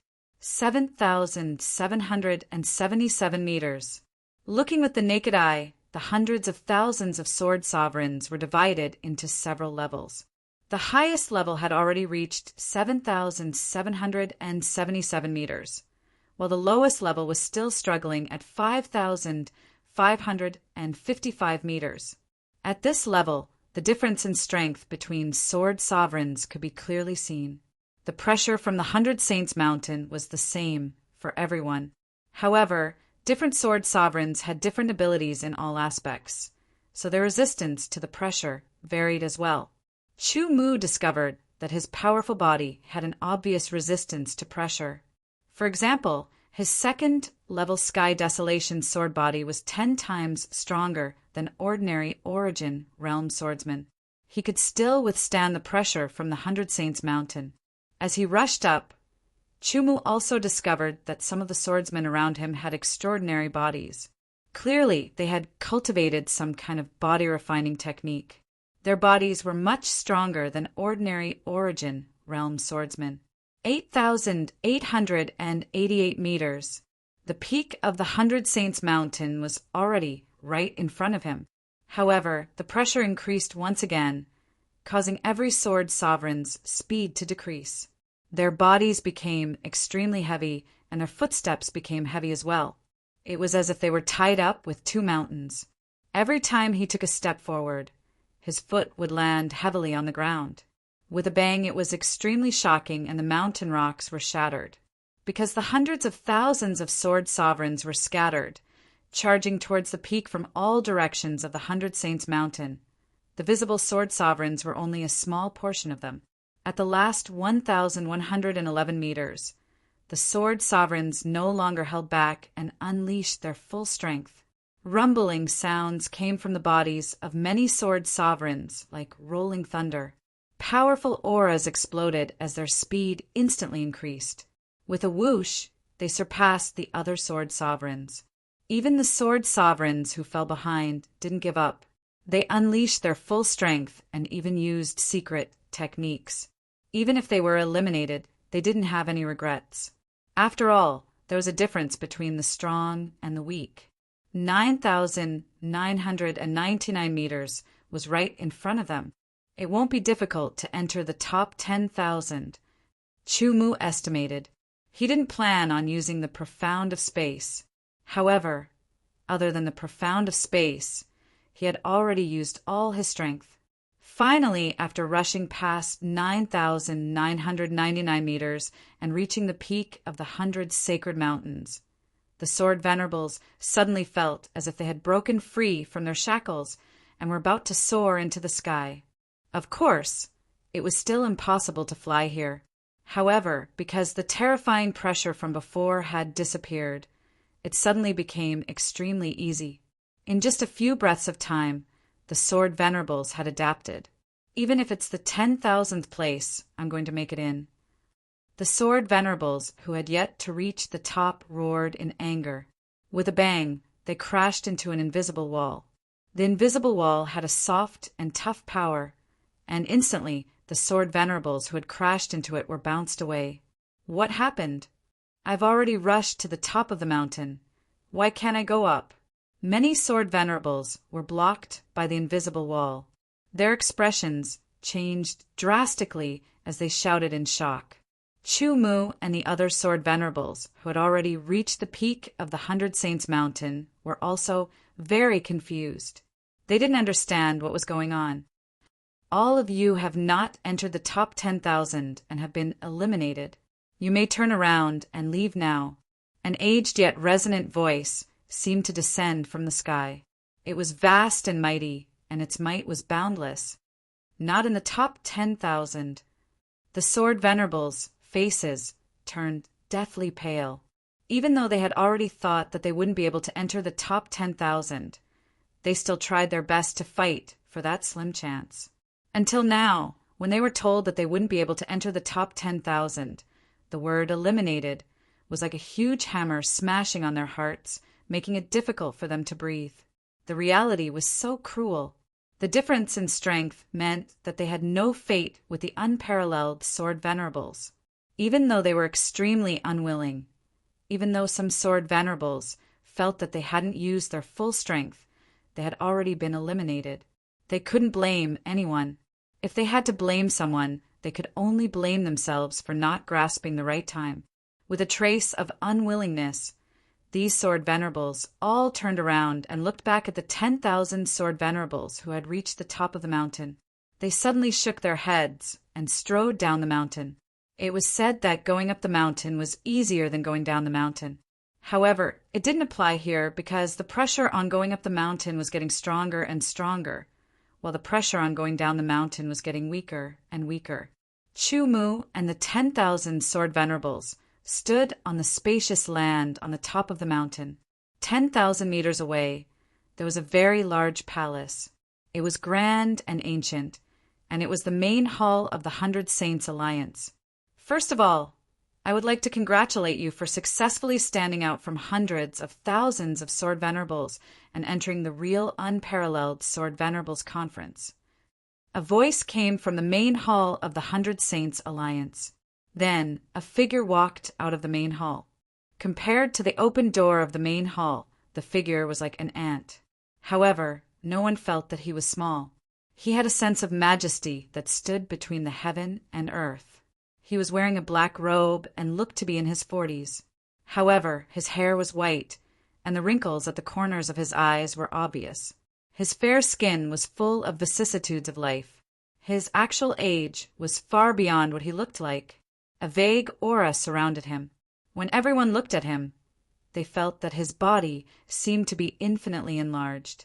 However, he had never moved. With a flash, like an illusion, he had already arrived in front of everyone. It seemed that he had been standing here for a long time and had become one with the 100 Saints Mountain under his feet. All kinds of mysteries seemed to emanate from his body. A sword saint. He must be a sword saint. Usually it was extremely difficult for swordsmen to see a sword saint. Even the important disciples of the top 10 sword clans could not see a sword saint unless there was a major event. After all, there were not many sword saints in the top 10 sword clans. However, they were all at the top. They had long stopped caring about worldly affairs and focused on cultivation. Even if they were strong-willed, it would be a lie to say that they weren't excited when they saw a sword saint standing in front of them and speaking. However, they were able to control their emotions very well and quickly adjusted themselves. Congratulations again. You will be able to obtain a great opportunity. The Sword Saint smiled mysteriously again. What he said confused Chu-Mu and the 10,000 Sword Venerables, because they did not know why the Unparalleled Sword Venerables Conference was suddenly held. There should be a purpose for everything.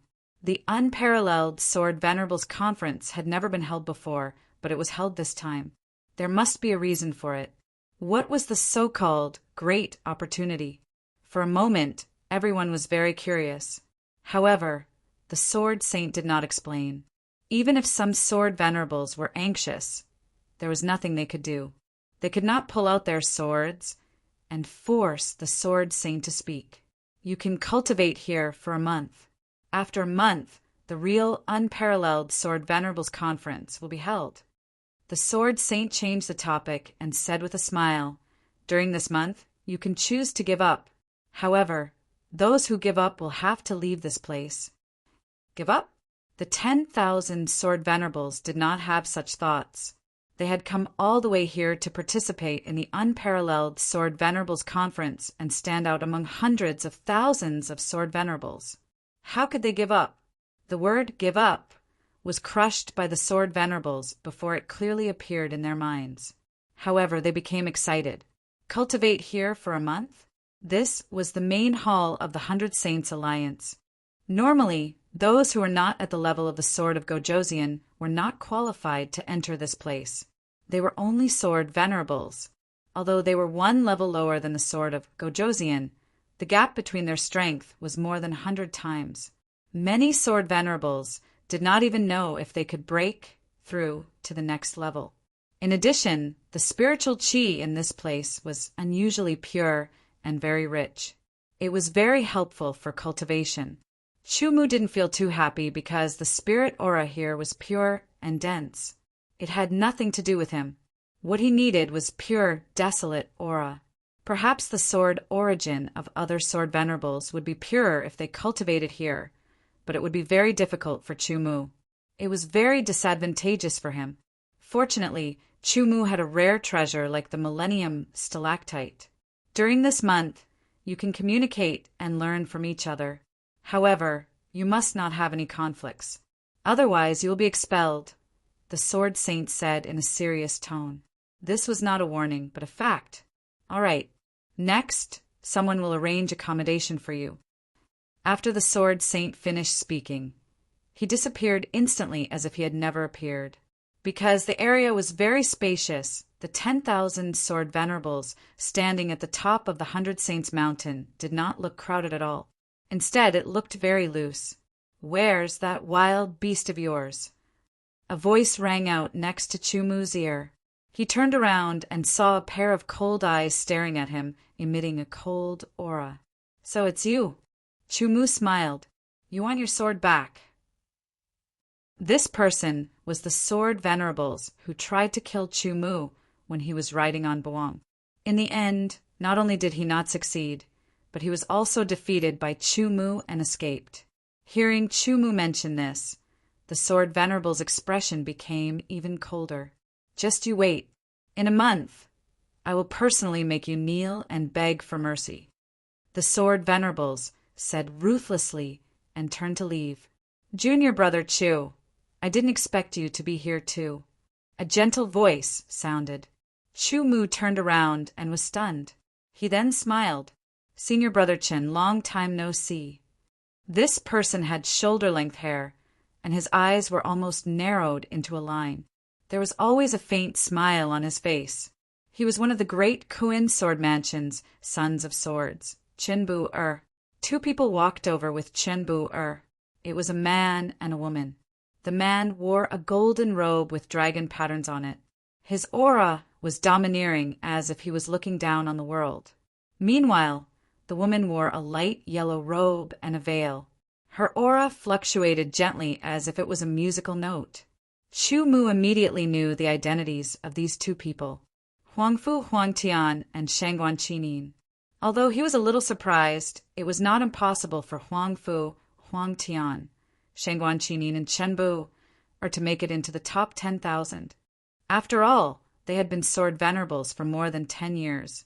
They had extraordinary talent and were considered rather powerful among the sword venerables. To be continued. If you like this work, you are welcome to come to Chidian. Come to vote for me. Your support is my biggest motivation. Chapter 609. Huangfu Huangtian had once said that he wanted to fight with Chu Mu. Today was an opportunity. There were a total of 10,000 sword venerables participating in the unparalleled sword venerables gathering. It was possible for anyone to fight against anyone. Many sword venerables chatted with one another. Soon, someone came to lead the 10,000 sword venerables to their temporary residences. The person leading the way was an expert on the same level as the sword of Gojoseon. One had to admit that the 100 Saints Alliance was powerful. Even an expert on the same level as the sword of Gojoseon could only act as a guide here. Of course, this was for the sword of Gojoseon, who wasn't very powerful, or those who didn't have the title of sword of Gojoseon and only had the strength of the sword of Gojoseon. This kind of swordsman usually had their potential exhausted. It was very difficult for them to improve further. For this unparalleled sword venerables gathering, the 100 Saints Alliance put in a lot of effort. They specially opened up a residence at the top of the 100 Saints Mountain and built 10,000 sword towers. It was just enough for 10,000 sword venerables to stay. These sword towers weren't built casually. They were put in a lot of effort and had all kinds of seals.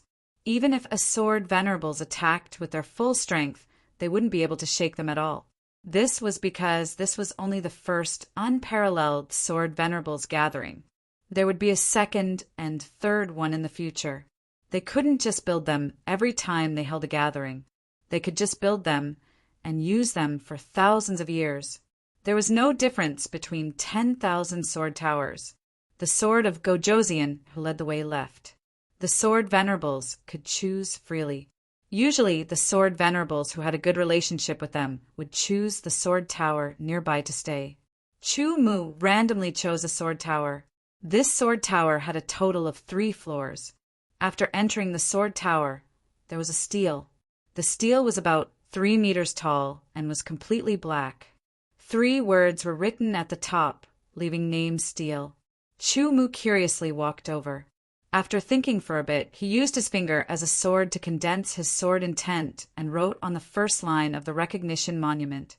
His brush moved like a dragon, dancing like a dragon and dancing like a phoenix. 2 bold and powerful words appeared on the monument. Chu Mu. These 2 people emitted a strong and sharp pure sword that contained a faintly discernible fluctuation. It was very strange and was completely different from ordinary sword will. It seemed to be of a higher level because of the embryonic form of the sword soul. As Chu Mu's name landed on the nameplate, 4 words automatically appeared behind his name. Supreme Sword Gentian.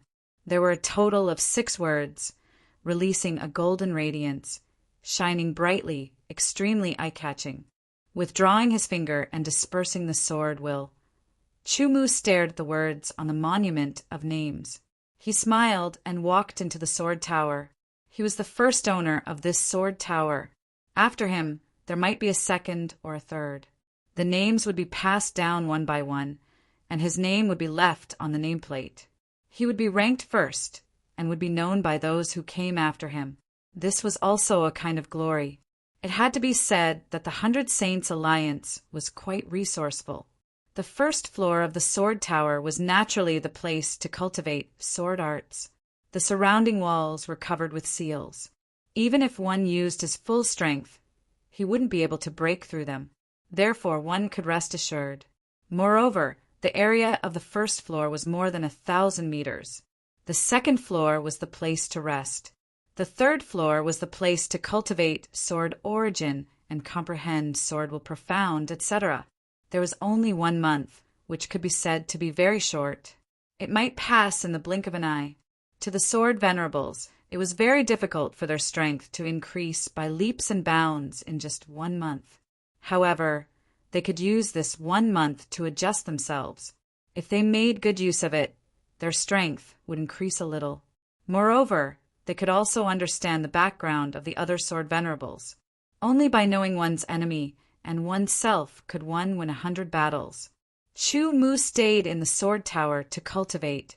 He realized that the speed of comprehending sword will and profound here was faster than in other places. Of course, it couldn't be compared to the myriad Origin Palace and the famous sword tower. The benefits of having a high comprehension ability were once again displayed. Chu Mu's comprehension speed was faster than the other sword venerables. In the blink of an eye, 10 days had passed.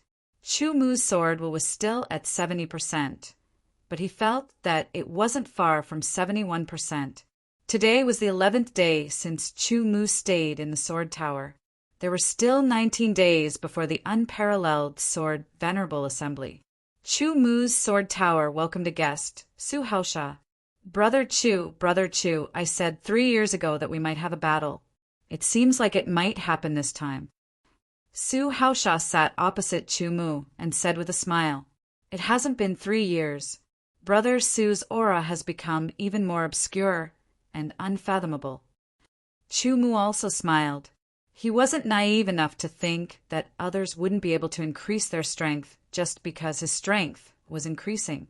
Every genius, as long as they were in a suitable environment, would be able to increase their strength rapidly. 3 years ago, Su Haosha was already the #1 sword hunter in the sacred wildland city. 3 years later, he was even stronger. Su Haosha didn't know who Su Haosha was. The two of them could be considered friends. They met again after 3 years, and it was during the unparalleled Sword Venerable Assembly. Therefore, they could talk about many things. First, it was about the sacred wildland city. The once prosperous Giant Beast Bank had started to decline for some unknown reason. In the end, it had fallen into decline. Your reputation is still as resounding in the sacred wildland city. Su Haosha smiled. It's just a false reputation. Chu Mu smiled. This kind of reputation was dispensable to him. After 3 years, you were able to pass the Sword Venerable exam. Your strength must have increased rapidly. However, those who are participating in the unparalleled Sword Venerable Assembly are all outstanding Sword Venerables. You don't have any advantage among these 10,000 people. Su Haosha changed the topic and said, I know. I'm participating in the unparalleled Sword Venerable Assembly because I want to fight with the Sword Venerables of the ancient Sword Continent. Chu Mu said, Brother Su, you're a member of the 100 Saints Alliance. Do you know why the 100 Saints Alliance suddenly held the unparalleled Sword Venerable Assembly? There's a reason behind it, but my status isn't high enough, so I don't know.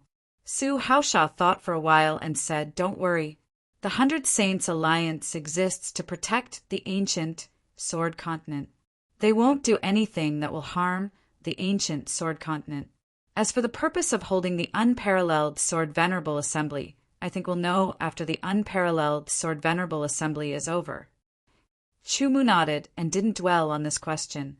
If he could find out, he would naturally find out. Brother Chu, how much do you know about the Sword Venerables participating in the unparalleled Sword Venerable Assembly? Su Haosha changed the topic and asked, I don't know much. Chu Mu said, I'm here today to catch up with you.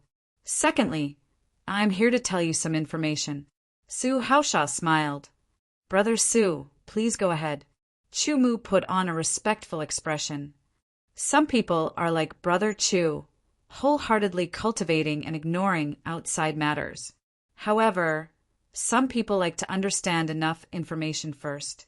I got this information from a few Sword Venerables who put in the effort to understand the situation. Su Haosha said, to be able to stand out among hundreds of thousands of Sword Venerables, each of the 10 Sword Venerables is extraordinary. They're much stronger than ordinary Sword Venerables. Among them, they've been selected as the strongest Sword Venerables. Top 10 Sword Venerables. Chu Mu's interest was piqued. He wanted to know which 10 people were selected as the top 10 Sword Venerables. One had to know that this was equivalent to being selected from hundreds of thousands of sword venerables. Although it hadn't been verified, it still showed how powerful these people were. Otherwise, how could they be publicly acknowledged? Brother Chu, do you know that we've divided sword venerables into several levels? Beginner sword venerables, intermediate sword venerables, advanced sword venerables, peak sword venerables, and ultimate sword venerables. Su Haosha said, letting Chu Mu understand a little. Like the opponents in the sword venerables assessment, they barely have the strength of beginner sword venerables. If you defeat them, you can become a sword venerables. However, most of the sword venerables are only beginner sword venerables. They need to cultivate for a long time to become stronger.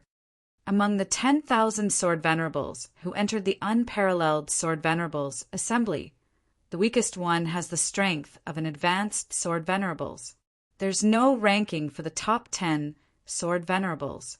They're considered the strongest among the 10,000 sword venerables.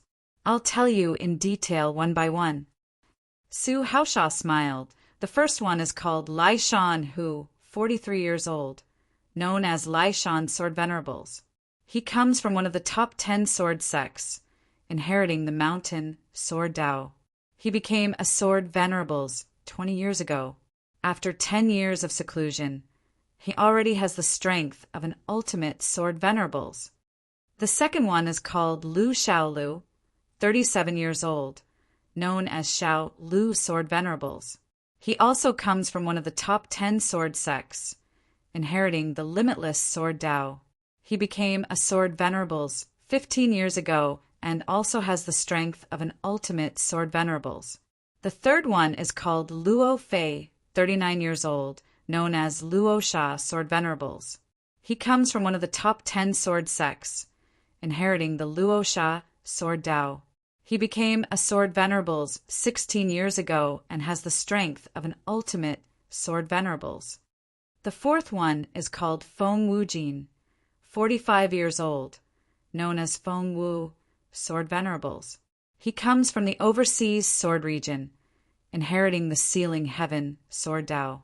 He became a sword venerables 21 years ago and has the strength of an ultimate sword venerables. The fifth one is called Wan Chengxian, 48 years old, known as Flying Celestial Sword Venerables. He is a scattered swordsman, inheriting the Flying Celestial Sword Dao. He became a sword venerables 20 years ago and has the strength of an ultimate sword venerables. The sixth one is called Jingyang, 35 years old, known as Tianyang Sword Venerables. He comes from the overseas sword region, inheriting the True Yang Sword Dao. He became a sword venerables 13 years ago and has the strength of an ultimate sword venerables. The seventh one is called Xiahou Wang, 36 years old, known as Earth King Sword Venerables, inheriting the Earth Sword Dao. He comes from one of the top 10 sword sects. He became a sword venerables 12 years ago and has the strength of an ultimate sword venerables. The eighth one is called Ji Qingyu, 39 years old, known as Golden Jade Sword Venerables, inheriting the Jade Sword Dao. He comes from one of the top 10 sword sects. He became a sword venerables 15 years ago and has the strength of an ultimate sword venerables. The ninth one is called Yun Yin, 34 years old, known as White Cloud Sword Venerables, inheriting the Cloud Sword Dao. She comes from one of the top 10 sword sects. She became a sword venerables 14 years ago and has the strength of an ultimate sword venerables. What about the 10th one? Su Haosha suddenly stopped his introduction. Chu Mu asked. That's me. Su Haosha smiled. Chu Mu was shocked. He expected Su Haosha to be strong and unfathomable, but he didn't expect him to be so strong that he could be recognized as one of the top 10 sword venerables. This hasn't been confirmed yet. It's just a result of some sword venerables investigation, so it might not be the truth. Su Haosha said, but it can't be underestimated. If there are no accidents, there's an 80% chance. Chu Mu said. The two chatted for a while more before Su Haosha got up and left. leaving Chumu alone to think. To be continued. If you like this work, you're welcome to come to Chijian. Come to vote. Your support is my biggest motivation. Chapter 610. The top 10 sword venerables brought great pressure to Chumu, and at the same time, it also stimulated his battle intent. Chumu estimated the 5 levels of sword venerables and felt that his strength should be between advanced sword venerables and pinnacle sword venerables. Among the 10,000 sword venerables, he was only in the middle. Although he knew that his potential wasn't bad, it was still a short time. The possibility of him contending with those ultimate sword venerables who had lived for more than a decade or two was very small. Chumu felt that it would be difficult for him to obtain a good ranking. Fortunately, he wasn't here to compete for the title of unparalleled under the heavens, but to fight with the powerful sword venerables. He wanted to learn their strengths from the battle and use them to improve himself. However, the current situation was beyond his expectation, and it was also beyond the expectations of the other sword venerables. A month had passed, and the unparalleled under the heavens sword venerables assembly had officially begun. Chumu and the other 10,000 sword venerables knew that the unparalleled under the heavens sword venerables assembly was divided into 3 stages, and each stage had unparalleled under the heavens sword venerables. This meant that any sword venerables had the opportunity to obtain the title of unparalleled under the heavens. Even Su Haosha, who was a member of the 100 Saints Alliance, didn't know about this. At this moment, in front of Chumu and the other 10,000 sword venerables, was a bronze gate. The gate was closed, and there were countless runes on it, revealing an ancient aura. Above the bronze gate was a plaque with 3 ancient words written on it. Ancient Sword Tao. Ancient Sword Tao is the first stage, the glory of unparalleled under the heavens sword. The Sword Saint, who was hosting the unparalleled under the heavens sword venerables assembly, glanced at the 10,000 sword venerables and said faintly, "Entering the ancient sword Tao, the glory of unparalleled under the heavens sword will depend on your own attainments in swordsmanship." The Sword Saint added. Chumu's heart skipped a beat. In terms of overall strength, he didn't have any advantage among the 10,000 sword venerables, but in terms of swordsmanship he had never been afraid of anyone. Although no sword venerables spoke, each of them felt that they had the chance to obtain the glory of unparalleled under the heavens sword. "Open!" The Sword Saint pointed, and the bronze gate emitted a heavy and ancient creaking sound as it slowly opened, revealing endless darkness. "You can enter now." The Sword Saint retracted his finger and said faintly. He did not give any introduction to the ancient Sword Tao. Everything could only be explored by oneself. To be able to cultivate to such a level, these sword venerables were all very determined. They stepped forward without hesitation and walked into the ancient Sword Tao that was like a black hole. They disappeared as if they were being devoured. Chumu also walked into the ancient sword path. His vision darkened, and then a faint light appeared. It was dim. Chumu's vision, sword, seemed to have lost its function. He couldn't see anything around him clearly. It was like an ordinary person at dawn. They could vaguely see that this was a tunnel, but they didn't know where it led. A strange energy spiraled around him. Chumu realized that his sword origin and sword intent were all sealed. He couldn't use them for the time being. Even the power of the Sky Desolate sword physique was sealed. He only had the strength of an ordinary astral realm swordsman, the glory of unparalleled sword arts. It seems like the ancient sword path is completely dependent on sword arts. He thought to himself as his pupils suddenly shrank. Unknowingly, a figure walked out of the darkness and stood a few meters in front of Chumu.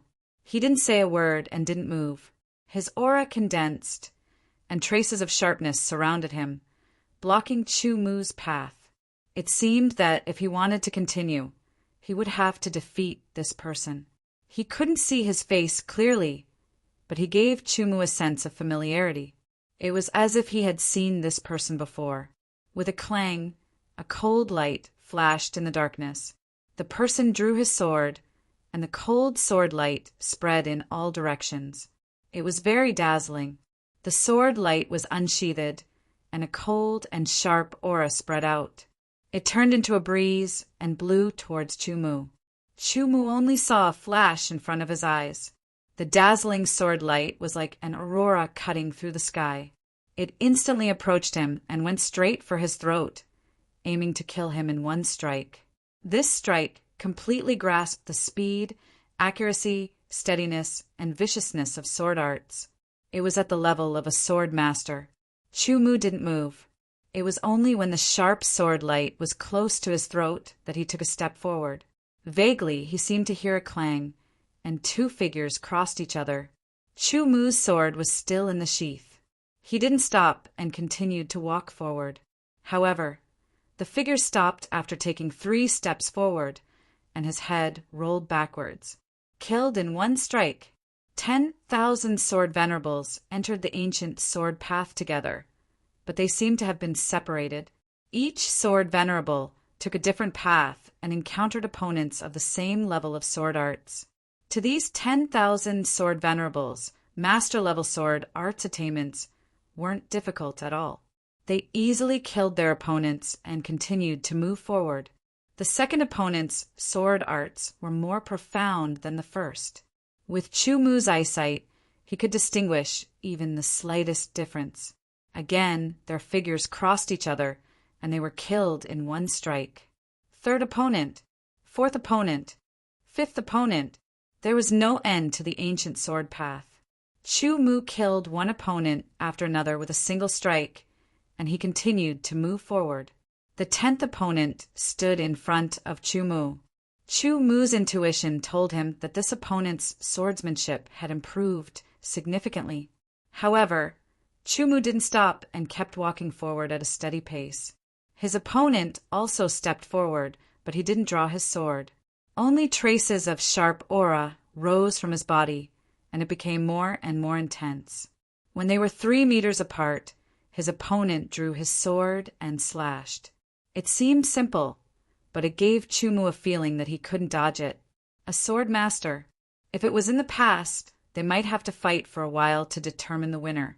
However, at this moment, Chumu just drew his sword, crossed each other, and cut off his opponent's head. It was an instant kill.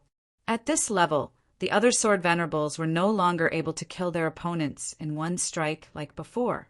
Some of them had to fight for a few, or even more than 10 strikes before they could kill their opponents. In any case, these 10,000 sword venerables' swordsmanship had at least reached the level of a sword master. However, some of them were better than others. The 11th opponent's swordsmanship had improved a little, but he still couldn't block Chumu's strike. Even until now, Chumu hadn't shown his true strength in swordsmanship. Insta-kill, insta-kill, insta-kill. All of them were insta-killed. On the other side of the ancient sword path, other than the original sword saint, another figure appeared. I wonder who'll get the glory of unparalleled swordsmanship this time. The sword saint who had just appeared said, casually. Wait for the result. The sword saint who was in charge of the ancient sword path replied faintly. Speaking of which, these little guys must have been very surprised when they found out that the unparalleled sword venerable meeting was divided into 3 segments, the sword saint said with an amused expression. He seemed to have the personality of an old child. You know the purpose of holding the unparalleled sword venerable meeting. It can't only be based on overall strength. Among them, there are some who have reached the level of ultimate sword venerable, but their potential has basically been exhausted. Even if they get some opportunities to break through, it will be difficult for them to advance to a higher level in the future. Therefore, temporary strength doesn't count. Talent and potential are the key, the sword saint of the ancient sword path said faintly. Speaking of which, I wonder what will happen to these 10,000 people after they go there, the somewhat childish sword saint said with a serious expression. I don't know. The sword saint of the ancient sword path was silent for a while before he replied indifferently. At this moment, figures flashed in the surrounding open space. They were the sword venerables who had entered the ancient sword path before. In the blink of an eye, hundreds of sword venerables appeared and looked around. Didn't I get killed? Where is this? These sword venerables clearly hadn't reacted yet. They only reacted when they saw the two sword saints. Death in the ancient sword path wasn't real death, but failure. They couldn't continue to challenge the ancient sword path, which meant that they had nothing to do with the glory of the unparalleled sword path. Even though they were unwilling, there was nothing they could do about it. After all, their attainments in sword skills were only at that level. As a swordsman, although sword skills were important, they usually didn't put them at the top of their list. This was because sword skills were often required to kill other swordsmen or demonic beasts in a battle. The attainments in sword skills had nothing to do with sword skills. It was impossible for them to spend a lot of time on sword skills. However, some swordsmen were more talented in sword skills. If they spent the same amount of time, their attainments in sword skills would be higher. Therefore, most of the sword venerables were still challenging the ancient sword path. However, as their opponents became stronger and their attainments in sword skills became higher and higher, more and more sword venerables were defeated and appeared on the open space. In just a few dozen breaths, more than 5,000 sword venerables were defeated. The 16th opponent. This opponent's attainments in sword skills were very strong. Thousands of sword venerables had been defeated by an opponent of this level. However, this opponent was still killed by Chu Mu in a second. The 17th opponent. In the open space outside the ancient sword path, more than 9,000 sword venerables appeared. They had all been defeated. There were still more than 300 sword venerables who were challenging the ancient sword path. The 18th opponent. Many sword venerables were defeated again because this opponent's sword skills were already very strong. At the moment, there were only 10 sword venerables who were still challenging the ancient sword path.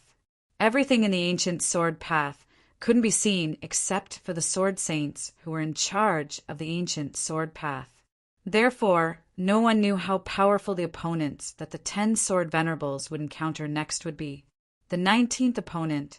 As soon as this opponent appeared, Chu Mu had a strange feeling. The opponent directly walked over, step by step, and slowly pulled out his sword.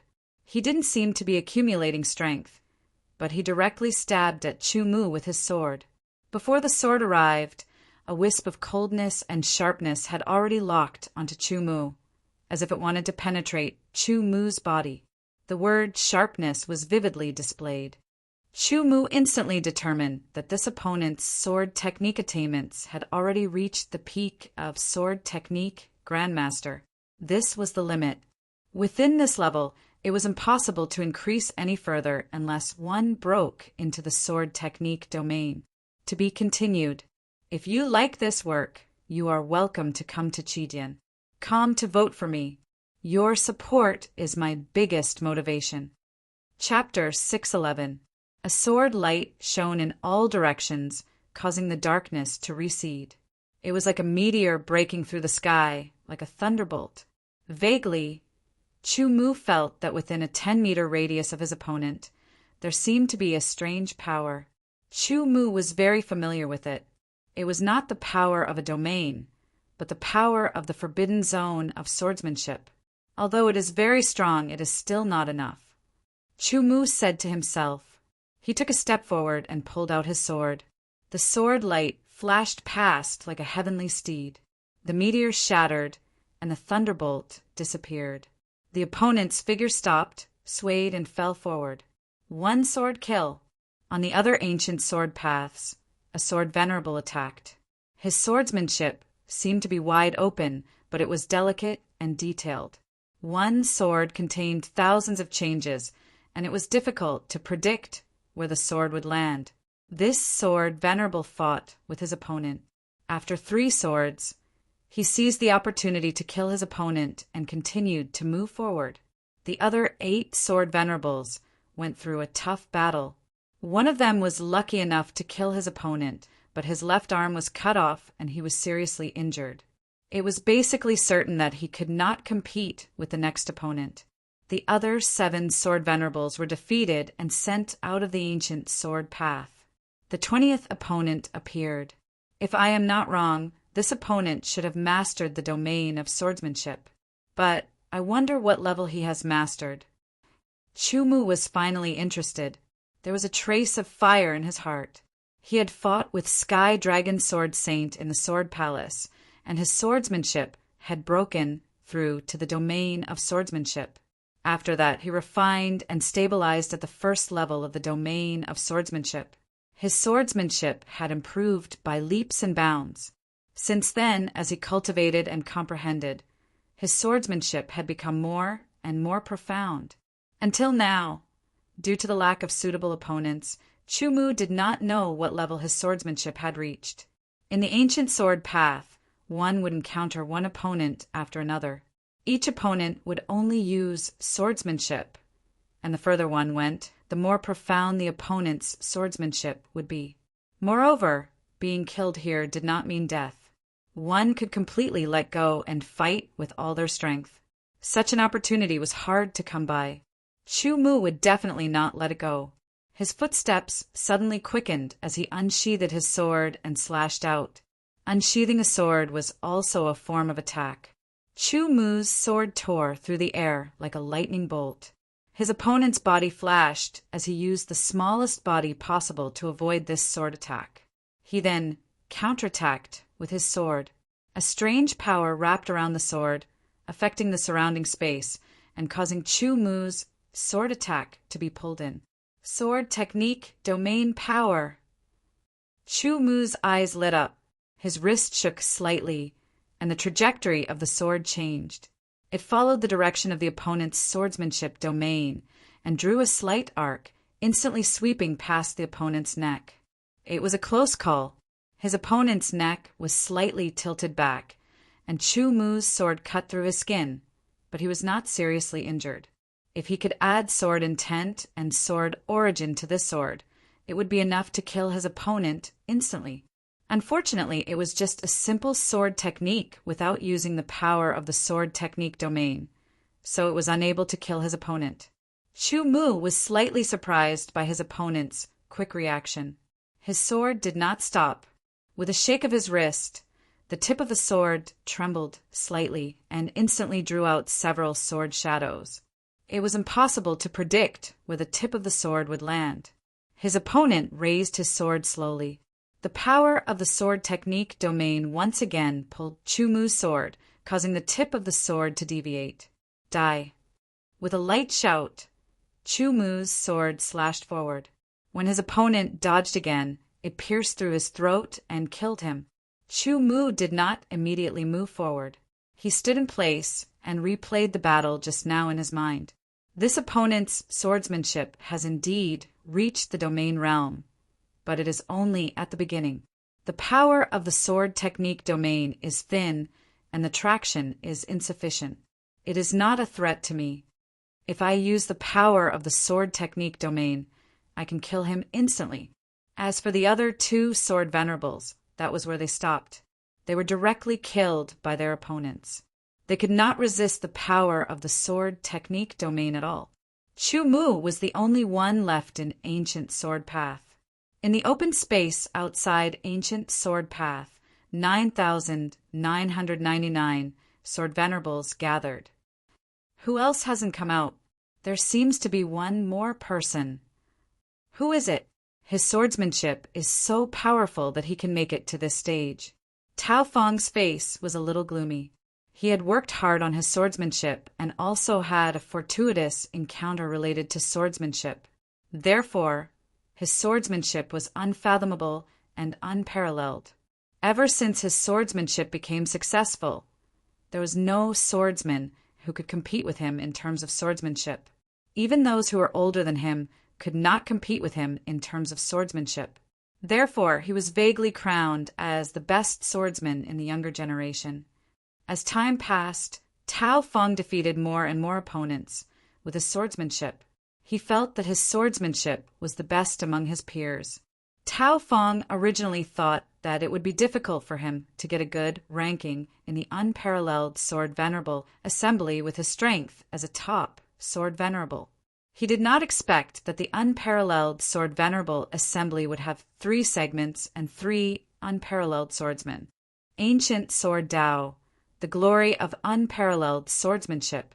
In Tao Feng's opinion, it was already in his bag. He firmly believed that among the 10,000 Sword Venerables, there were many who were stronger than him. However, there was no one whose swordsmanship was comparable to his, not to mention those who were stronger than him. Even Ji Qingyu, who was currently recognized as one of the top 10 Sword Venerables, was not a match for his 10 swords in terms of swordsmanship alone. However, to Tao Feng's surprise, there was actually someone who lasted longer than him in the ancient Sword Dao. This guy is probably standing on the same spot and not moving forward to stall for time. Tao Feng thought to himself. He felt that this was the only possibility. Otherwise, it was impossible for someone of his age to surpass him in swordsmanship. There was still one person who did not leave the ancient Sword Dao. The Sword Venerables could only continue to wait. In the dim ancient Sword Dao, sword light flickered. It was frighteningly cold, like the cold air of the 9 nether abyss. It was extremely fierce and sharp. The 2 swords collided. The Sword Dao domain confronted each other and cancelled each other out silently. Every sword was like a heavenly steed soaring in the sky. It was untraceable and contained great principles. The surrounding space was affected, pulled, distorted, and fluctuated. The 2 figures crossed each other in the narrow passageway. They instantly turned around and attacked with their swords. This was Chu Mu's 22nd opponent. The 21st opponent's Sword Dao domain had just entered the 1st level. He was not a match for Chu Mu and was killed by Chu Mu. Now, the 22nd opponent's Sword Dao domain had stabilized at the 1st level and was approaching the 2nd level. In terms of level, he was above Chu Mu. The power of his Sword Dao domain was stronger than Chu Mu's. However, Chu Mu was evenly matched with his opponent based on his own consciousness and the fusion of the Sword Dao domain that he had observed. Chu Mu's sword was extremely fierce. In addition to the cold sword light, every sword seemed to contain traces of dark gold that tore through everything. Chu Mu was not in a hurry. He fought steadily, dodging, blocking, and counterattacking. Under such circumstances, he was constantly observing his opponent's Sword Dao and absorbing its strengths bit by bit. Time passed slowly. In the blink of an eye, 15 minutes had passed. Chu Mu had already figured out his opponent's Sword Dao domain. Chu Mu had also absorbed its strengths one by one. However, in a short time, Chu Mu was still unable to completely transform and integrate it into his own body. Mountain quake energy die. The muscles all over his body instantly squirmed. A tyrannical force was transmitted and vibrated. The mountain quake energy was displayed and integrated into the Sword Dao domain. This sword was biting cold and unstoppable. Even if it was a mountain, it would be split and shattered. As if the heavens were shining, the opponent only felt that the surrounding space was instantly sealed. There was no way for him to dodge. He burst out with all his strength, shouted, and raised his sword to block. The clanging sound was like the collision of divine iron from outer space, dull and heavy. The opponent's sword was broken in the middle. The sword fell straight to the ground. The terrifying mountain quake energy shattered the opponent's body. Chu Mu's body trembled. His face turned pale and blood flowed out from the corner of his mouth. Without the strength of the Sky Desolation sword body, using the mountain quake energy with only the strength of a primary realm swordsman was a bit difficult. It seems like I won't be able to defeat the next opponent. However, it's good to experience it. Chu Mu took a few breaths to adjust himself and continued forward. The 23rd opponent. This opponent's Sword Dao domain had already reached the 2nd level, completely surpassing Chu Mu. If Chu Mu could keep using the mountain quake energy, he could fight with him. Unfortunately, the mountain quake energy was too much of a burden on the body. Chu Mu displayed his dual sword Dao and was killed after 30 moves with this opponent. In a flash, Chu Mu appeared in the open space outside the ancient sword Dao domain. He could feel many gazes landing on him as if they were about to pierce through him. He was truly the center of attention. Very good. Your sword Dao domain is indeed worthy of the unparalleled glory. The sword saint in charge of the ancient sword Dao domain smiled and nodded at Chu Mu. His tone was different from his usual cold and indifferent tone. Others couldn't know what was going on inside the ancient sword Dao domain. Only he, as the person in charge of the ancient sword Dao domain, could see the battle between Chu Mu and his opponent. At such a young age, such sword Dao domain was unparalleled in the world.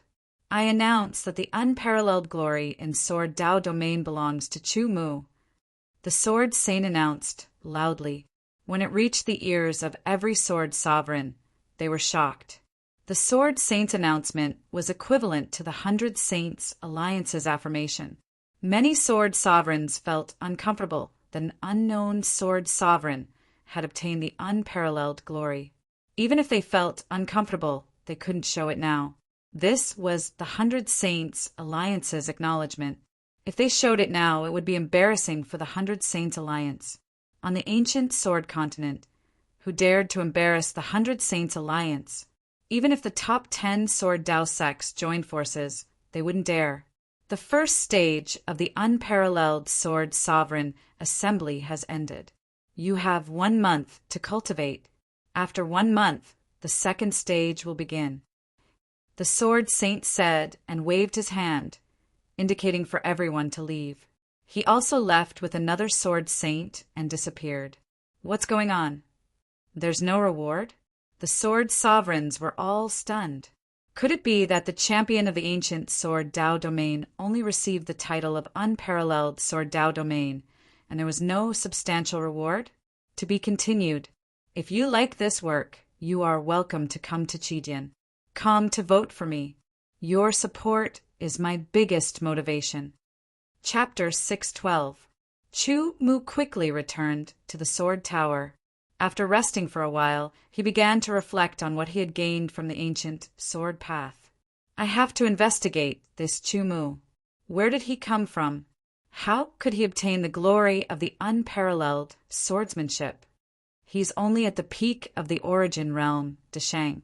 How could such an insignificant person obtain the glory of the unparalleled swordsmanship? Among the 10,000 sword venerables, Chu Mu was indeed insignificant. Therefore, no one would deliberately investigate him. In fact, other than Chen Bu-er and Su Haosha, the other sword venerables did not know Chu Mu at all. However, the ancient sword path and the unparalleled swordsmanship immediately made Chu Mu the focus of all the sword venerables. He was like a scorching sun that emitted endless rays of light. This is really interesting. I thought the unparalleled swordsmanship glory would appear among the top 10 sword venerables.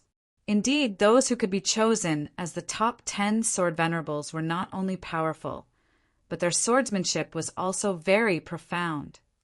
Not necessarily. I thought Tao Fong would obtain this glory. Ji Qingyu said lightly, like a graceful young master. Tao Fong? The swordsman who defeated you in 10 moves? That's right. I didn't expect Tao Fong to be ranked second. The unparalleled swordsmanship glory would be obtained by a nobody. Ji Qingyu said he felt that with Tao Fong's character, he would not let this matter go. There would be a good show to watch. A nobody? Right now, Chu Mu isn't a nameless person. In the unparalleled sword conference, he has already obtained his first unparalleled honor. Even if he doesn't perform well in the next 2 stages, his name will be recorded in history. Soon, the information about Chu Mu was dug up. Born in a small family in the great Kuan dynasty of the Eastern Sword Domain, Chu Mu's birth, growth, when he became a sword hero, what kind of experiences he had when he entered the Central Sword Domain, and what he experienced in the Central Sword Domain were all very detailed. If Chu Mu was here, he would be very surprised. It could be said that other than the secret of the soul crossing and merging, Everything else was clearly investigated. I didn't expect Brother Chu's background to be so low. Although Su Haosha knew Chu Mu and had some friendship with him, he didn't know about Chu Mu's background. Now that he saw the information, he was shocked. In terms of background, Chu Mu and him were worlds apart, but in terms of achievements, Chu Mu was above him. Back then, when he was Chu Mu's age, he didn't have Chu Mu's strength at all. He couldn't compare at all. Su Haosha wasn't the only one who was surprised. All the sword sovereigns who saw the information were shocked. Even the sword saint in charge of the ancient sword Dao was shocked. Genius, a true genius. Such a genius has a greater chance of becoming a sword saint in the future. Only those who had already become sword saints or those who were stuck at the limit of the sword of Gojoseon knew how difficult it was to become a sword saint. His swordsmanship is unparalleled. Let's see what kind of results he can achieve in the second stage of the unparalleled Sword Venerable Tournament. Inside a sword tower, Tao Feng's face was gloomy. He threw the information in his hand onto the floor and stood up abruptly. Only I have the right to obtain unparalleled swordsmanship. As if he was talking to himself, Tao Feng strode down the stairs and walked out of the sword tower. This was his obsession. For more than 10 years, many people thought that his swordsmanship was unfathomable and unparalleled among his peers. Even many of the older generation swordsmen couldn't be compared to him. Tao Feng had always been proud of this. Tao Feng could accept that he was inferior to others in other aspects. But in terms of swordsmanship, he had to be number one. Outside Chu Mu's sword tower, a person appeared. It was Tao Feng. Tao Feng went to Chu Mu's sword tower. It seems like there will be a good show to watch. After Ji Qingyu received the news, a smile appeared on his face. Other than Ji Qingyu, other sword sovereigns also received the news. After thinking for a while, they felt that something might happen. Therefore, one by one, they left the sword tower and headed to Chu Mu's sword tower. Everyone knew that Chu Mu had obtained the unparalleled swordsmanship glory. Naturally, the sword tower he lived in was also remembered by the sword sovereigns. Tao Feng ignored the swordsmen from the other sword towers and stared at Chu Mu's sword tower with a gloomy expression. Suddenly, he attacked the seal. Layers of ripples spread out and alarmed Chu Mu, who was inside the sword tower. Someone is attacking the sword tower. Chu Mu stood up and saw hundreds of sword sovereigns gathered outside. There were even more sword sovereigns rushing over. He didn't know what was going on and walked out of the seal. Chu Mu, draw your sword and fight with me. I want you to know that only I have the right to obtain the unparalleled swordsmanship glory. Tao Feng said coldly, You don't have to tell me whether I have the right or not. Go and find the 100 Saints Alliance. Chu Mu replied indifferently, ignoring Tao Feng. Gu Jiandao had already shown the truth. In terms of swordsmanship, Tao Feng was no match for him. Turning around, Chu Mu was about to walk into the seal when he suddenly sensed danger.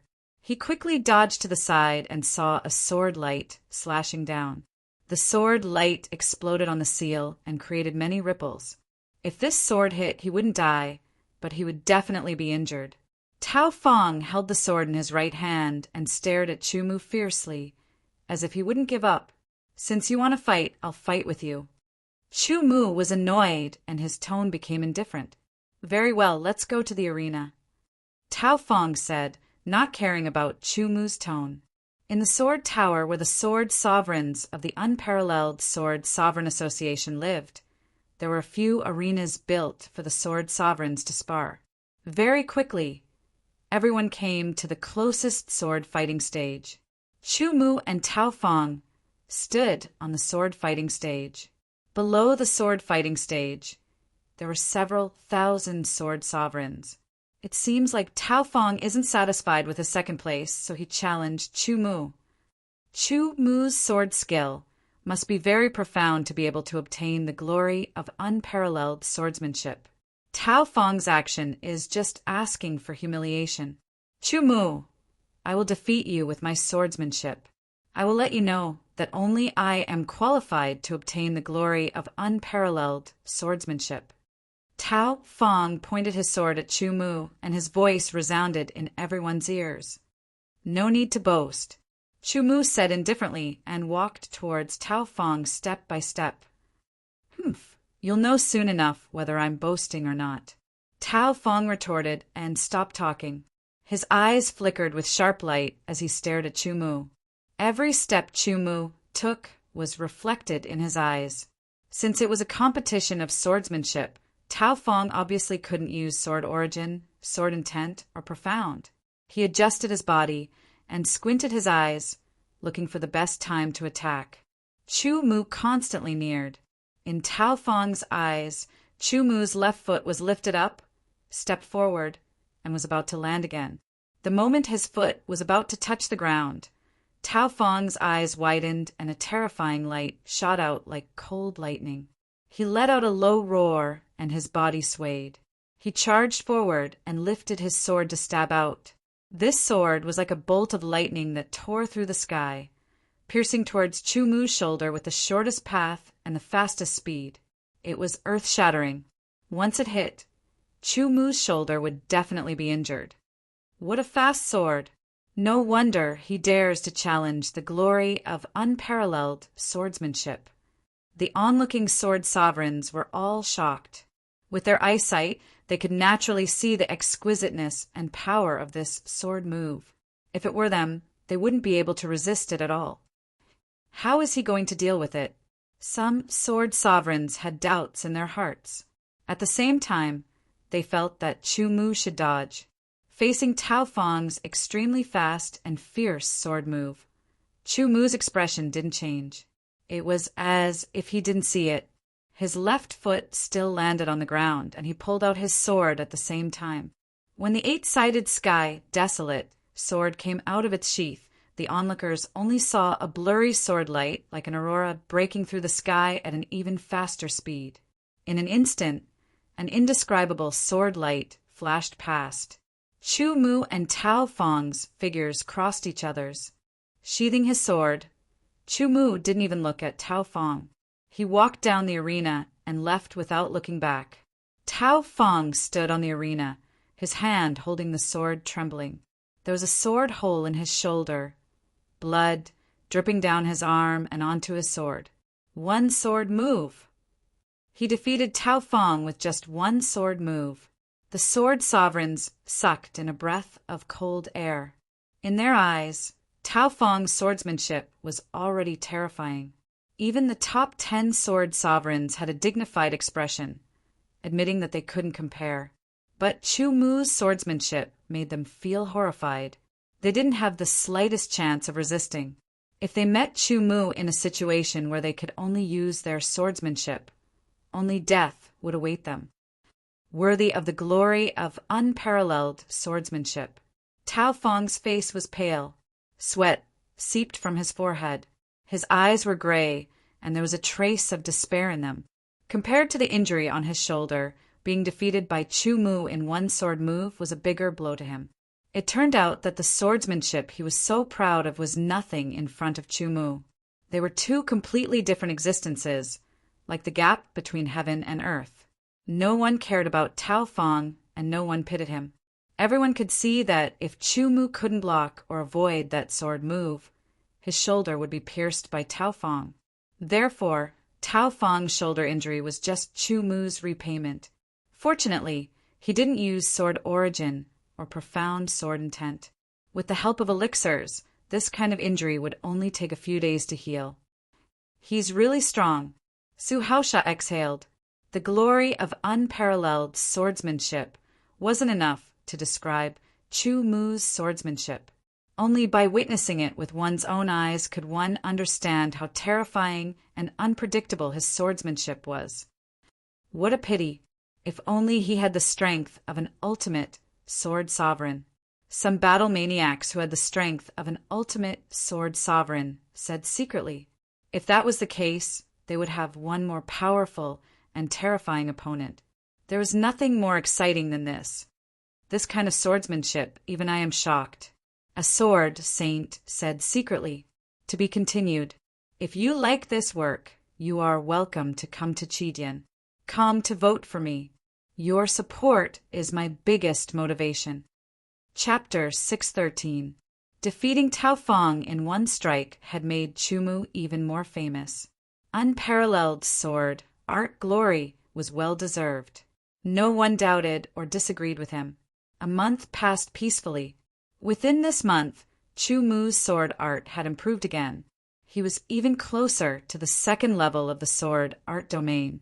His cultivation was still stuck at the peak of the origin realm. Deshang had reached the bottleneck. His sword intent and other aspects had also improved. The second stage of the unparalleled sword master gathering had begun. In front of the 10,000 sword masters was a palace. Above the closed door of the palace, there was a plaque with 3 words written on it. Futu Palace. Within the Futu Palace, there is a futu for you to comprehend. The more you comprehend, the first place will receive the glory of unparalleled comprehension. The manager of the Futu Palace was also a sword saint. As he spoke, his gaze swept across the 10,000 sword masters and landed on Chumu's face. 100 Saints Alliance's sword saints all recognized Chumu due to his unparalleled sword techniques.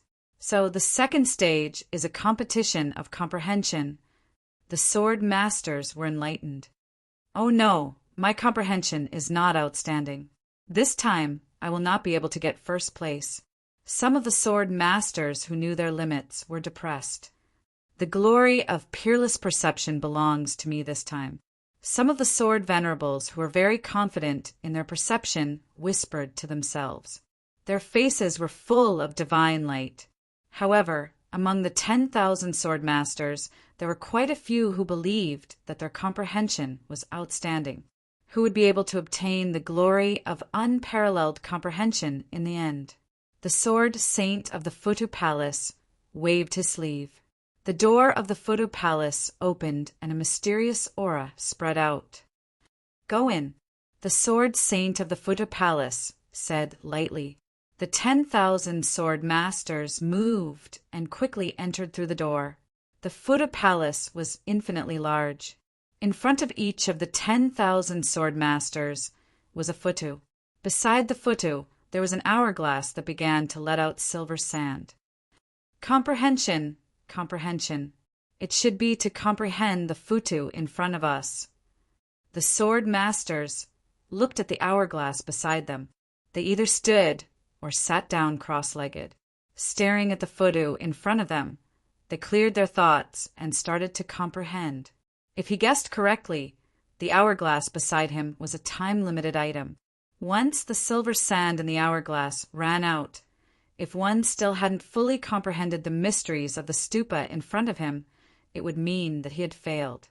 The silver sand slowly fell, neither fast nor slow. About 1/10 of the silver hourglass was gone. Hundreds of sword venerables' bodies emitted white light and disappeared in the next breath. Just as the hundreds of sword venerables disappeared, another 1,000 sword venerables emitted white light and disappeared as well. In just 3 breaths of time, more than 5,000 sword venerables had disappeared. The other sword venerables were trying their best to comprehend the sword Tao, and more people were disappearing. When the silver hourglass was half empty, there was not a single honorable swordsman left on the first level of the Stupa Palace. Everyone had entered the second level. The level of comprehension was also relative. These 10,000 sword venerables stood out from hundreds of thousands of other sword venerables. They were definitely the pinnacle of sword venerables in the ancient sword continent. Their strength was extraordinary, and to be able to reach their current level, other than their fortuitous encounters and hard work, they also had outstanding comprehension. However, among these 10,000 sword venerables, some had higher comprehension, while others had lower comprehension. Naturally, those with higher comprehension would comprehend faster, while those with lower comprehension would comprehend slower. The futu in the first level of Stupa Palace was not difficult to comprehend. The second level of Stupa Palace also had 10,000 futu, and 10,000 hourglasses. The 10,000 sword venerables were either standing or sitting in front of the Futu to comprehend. When they first entered the first level, the sword venerables had not fully entered the state of comprehension. After the first level's buffer, the sword venerables immediately entered the state of comprehension upon entering the second level. About 1/10 of the silver sand in the hourglass fell. Another 100 sword venerables were enveloped by the white light and disappeared in an instant. It was almost the same. Stupa Palace's third level, Stupa Palace's fourth level, Stupa Palace's fifth level. At this level, the Futu was even more complex and mysterious. The difficulty of comprehending it was obviously higher. The comprehension of these 10,000 sword venerables was beginning to show. When 1/5 of the silver sand in the hourglass fell, the bodies of the 10 sword venerables emitted a white light and disappeared. If one were to look closely, they would notice that there were differences in the amount of time that the sword venerables disappeared. It was just that the differences were too minute and looked the same. About 3,000 sword venerables succeeded in comprehending the Futu and entered the sixth level of Stupa Palace. The remaining sword venerables remained on the fifth level. The silver sand in the hourglass fell bit by bit, and time was running out. There was no time to rush. Everyone held their breaths and focused on comprehending. When the last bit of silver sand landed, among the 7,000 or so sword venerables, another few hundred sword venerables glowed with white light as they successfully entered the sixth level. The other sword venerables glowed with black light as they disappeared. In the blink of an eye, more than 6,000 sword venerables appeared outside Stupa Palace. On the sixth level of Stupa Palace, more than 3,000 sword venerables corresponded to more than 3,000 Futu. Time passed slowly. The silver sand in the hourglass fell slowly. Not long later, half of the sand had fallen. More than a dozen sword venerables emitted a white light. Following that, another few dozen sword venerables emitted a white light and disappeared in a flash. On the sixth level of Stupa Palace, more than 2,000 sword venerables failed and were sent out of Stupa Palace. On the seventh level of Stupa Palace, more than 1,000 sword venerables continued to comprehend. No one spoke because they all knew that time was of the essence. The Futu was getting more and more complex, and the difficulty was getting higher. If they were to miss a little bit of time and fail, they would feel like dying. Stupa Palace's eighth level, more than 800 sword venerables were eliminated. Stupa Palace's ninth level, more than 400 sword venerables were eliminated. Stupa Palace's 10th level, 63 sword venerables were eliminated. On the 11th level of Stupa Palace, only 13 sword venerables entered. The 11th level was not much different from the previous 10 levels. It was just that the Futu was more complex and profound. The hourglass on one side was twice as big. The speed of the falling silver sand did not change, which meant that the time taken to comprehend the Futu was twice as long. With a quick glance, the 13 sword venerables saw each other clearly. When they saw Chu Mu, they were shocked but soon felt relieved. That's right, at such a young age, his sword skills were so outstanding. If he did not have a high level of comprehension, he would not have been able to achieve it. In the beginning, the cultivation of sword skills relied on hard work. But after reaching a certain level, it was hard to make any significant progress just by hard work. When one reached a bottleneck, even if one trained hard for months or years, they would not be able to make any progress. At this point, one had to rely on comprehension. In order to comprehend, one had to have a high enough level of comprehension. The higher the level of comprehension, the faster one could comprehend. Chu Mu's sword skills were so shocking, his comprehension must be very high as well. It was only natural that the other 12 sword venerables were no longer surprised. They cast aside this fleeting thought and stared at the Futu in front of them. They entered a state of comprehension and focused on comprehending.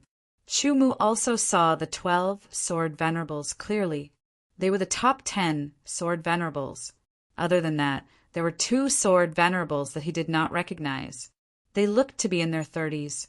Perhaps in the past, these 2 sword venerables were not so famous. But after this, regardless of whether they could obtain the glory of unparalleled comprehension, their names would definitely spread far and wide.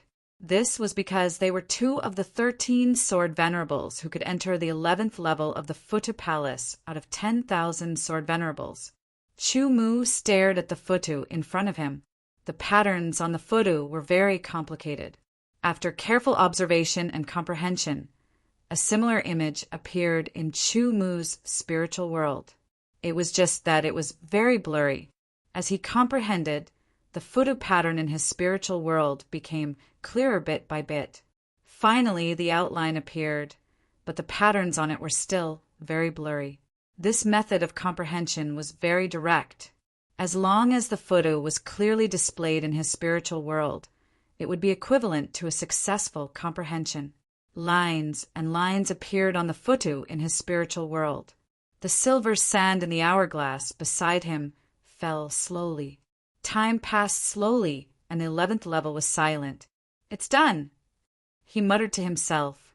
The last pattern was formed, and the Futu in his spiritual world became clear. It was exactly the same as the Futu outside.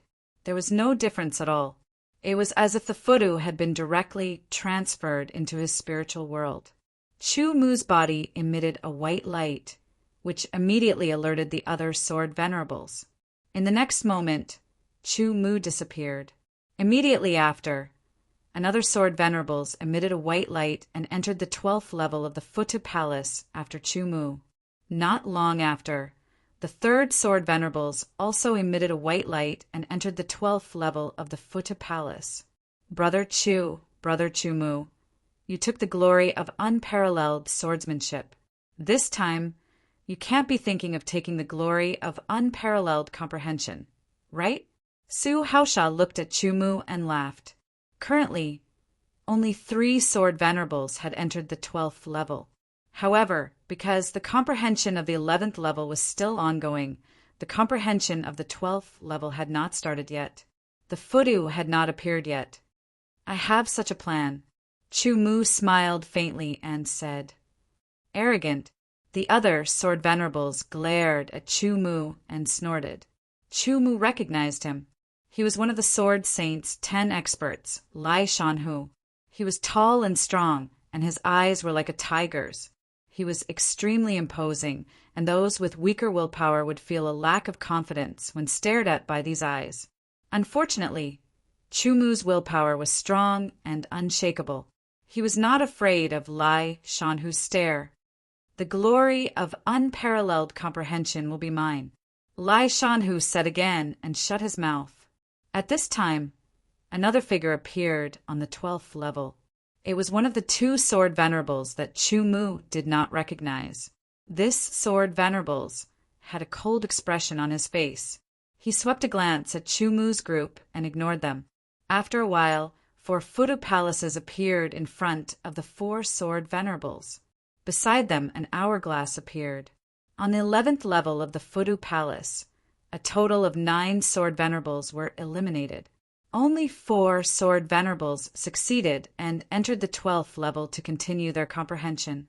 The Futu Palace's 12th level's Futu Palace was twice as complex and mysterious as the one on the 11th level. If you like this work, you are welcome to come to Chidian. Come to vote for me. Your support is my biggest motivation. Chapter 614. The Buddha was like an ancient beast, exerting immense pressure on the 4 sword venerables. If one's spiritual consciousness was not strong enough, it would be difficult to resist the aura of the Buddha.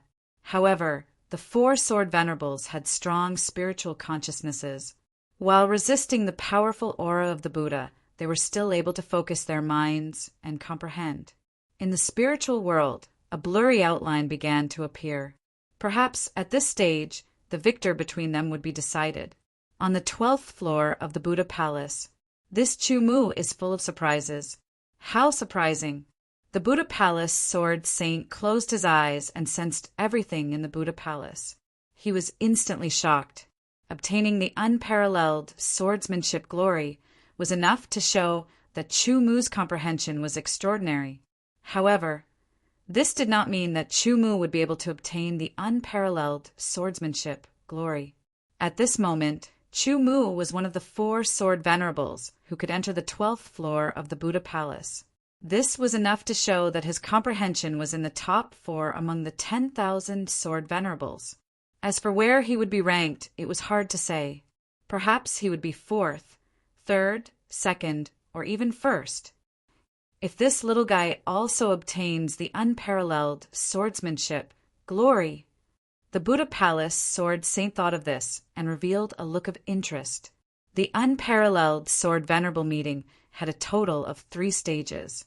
In theory, 3 people would obtain the unparalleled swordsmanship glory. Of course, there were exceptions. For example, one person could obtain 2 or 3 unparalleled swordsmanship glory. Based on the current situation, it was impossible for one person to obtain 3 unparalleled swordsmanship glory. This was because the first unparalleled swordsmanship glory had already been obtained by Chu Mu. Furthermore, Chu Mu's strength was not yet at the level of a top sword venerable. It was impossible for him to obtain the unparalleled swordsmanship glory in the final stage.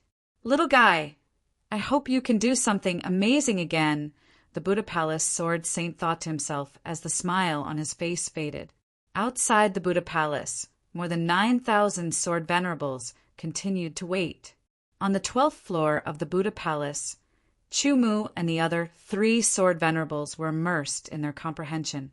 The outline of the Buddha in the spiritual world had already appeared. The patterns on it had also begun to appear. However, due to the complexity of the patterns, the speed at which they appeared was very slow. What Chu Mu didn't know was that the pagoda patterns in the spiritual worlds of the other 3 sword venerables were appearing at a slower speed than his. In terms of swordsmanship, Chu Mu had never been afraid of anyone. In terms of comprehension, he had never been afraid of anyone. The fusion of 2 souls was not an increase of 1 plus 1 equals 2. Rather, it was an increase of several times. As one cultivated, as one strength and will grew stronger, the potential of one's soul would be unlocked and one's perception would also grow stronger. Compared to the other swordsmen, Chu Mu's soul was much more powerful, and his potential was astonishing. Every time he developed his comprehension ability, he would be able to surpass the others. Half of the sand in the hourglass had already fallen. The 4 honorable swordsmen were comprehending with all their might without any distracting thoughts. Under such circumstances, they did not dare to be distracted. One by one, the patterns appeared on the outline of the pagoda, as if an invisible brush had been drawn on it. In the hourglass, the last grain of sand fell. In Chu Mu's spiritual world, the last pattern was successfully drawn. The entire pagoda became clear and lifelike. It released a ray of white light that instantly enveloped Chu Mu from the inside out. When the last grain of sand fell to the bottom of the hourglass, Chu Mu's figure disappeared. Su Haosha, Lai Shanhu, and that unknown sword venerable were all wrapped up by the black light. This little guy is really... The sword saint of Pagoda Palace felt the changes in Pagoda Palace and was instantly shocked. It's him again! Lai Shanhu looked at the many sword venerables around him and knew that he had been sent out of Pagoda Palace. He had failed to comprehend the pagoda, but he did not see Chu Mu come out. This meant that Chu Mu had succeeded and entered the 13th level of Pagoda Palace. Among the 10,000 sword venerables, only one person had entered the 13th level. Without a doubt, the glory of unparalleled comprehension had been obtained by Chu Mu and belonged to him. Chu Mu is really... Su Haosha shook his head and smiled bitterly. He did not know how to describe Chu Mu. He felt that he had underestimated Chu Mu. With such swordsmanship and comprehension, given 2 or 3 years he might surpass me. Chun Bu Huangfu Huangtian, Shangguan Qinin, and the others who knew Chumu were also extremely shocked. One had to know that they had failed to comprehend the pagoda on the 6th level of Pagoda Palace. They could not be compared to Chumu. They were both happy and disappointed, especially Huangfu Huangtian. He was proud and arrogant, so it was hard for him to accept that he had encountered so many sword venerables at once. Many of them were above him. Now, Chumu, a sword venerable who was younger than him by more than 10 years, had actually left him far behind twice. The feeling in his heart was indescribable. Time passed slowly, and the surroundings were silent. Everyone knew that the glory of unparalleled comprehension belonged to someone. At this moment, they felt as if they were in a dream. After 15 minutes, Chumu appeared. In the end, he was still unable to comprehend the pagoda on the 13th level of Pagoda Palace. He had only comprehended 2/3 of the pagoda before the time limit was up. Chumu also knew the limits of his current comprehension. Chumu, congratulations on obtaining the glory of unparalleled comprehension. The Pagoda Palace Sword Saint smiled from the bottom of his heart.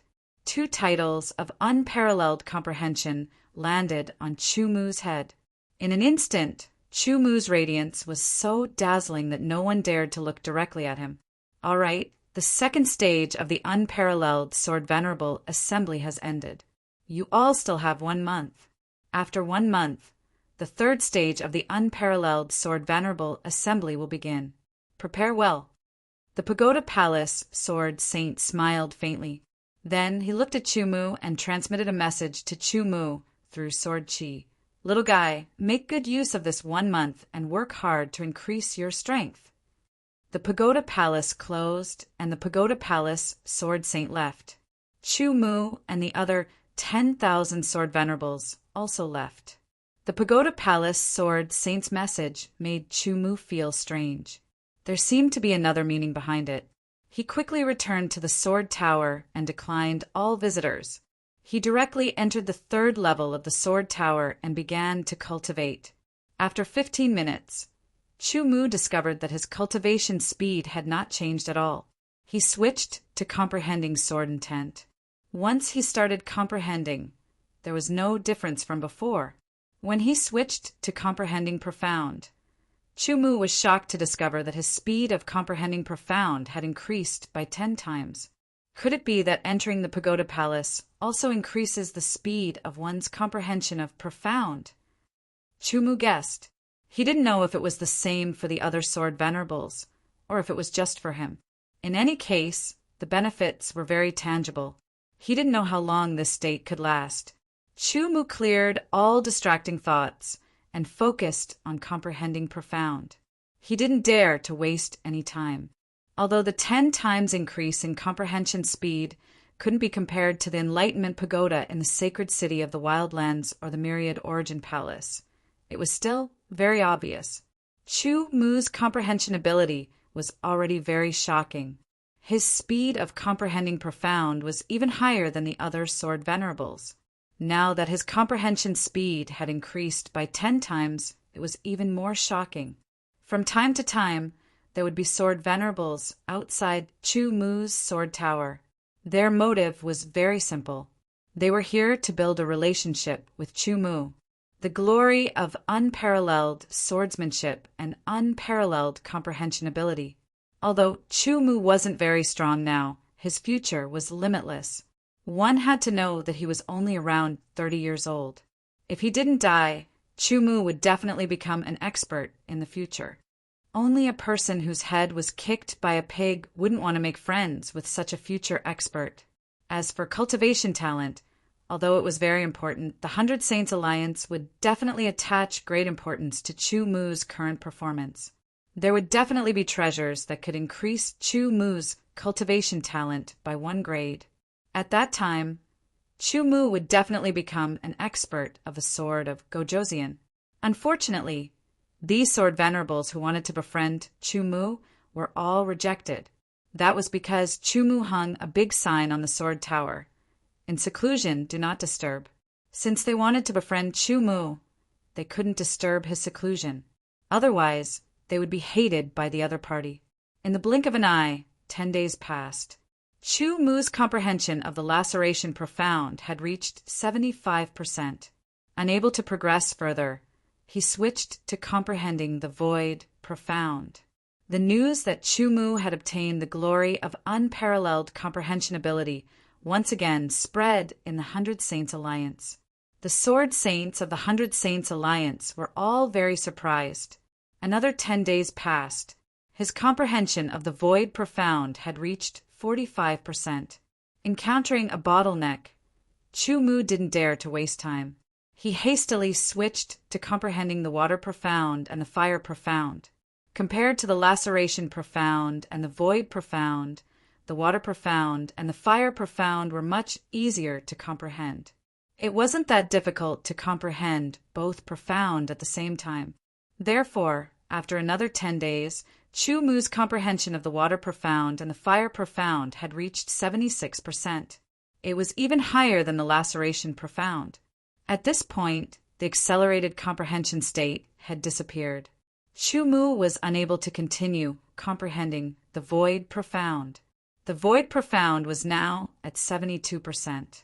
Tomorrow is the third stage of the unparalleled Sword Venerable Assembly. Chu Mu stood up and stood on the third floor of the Sword Tower.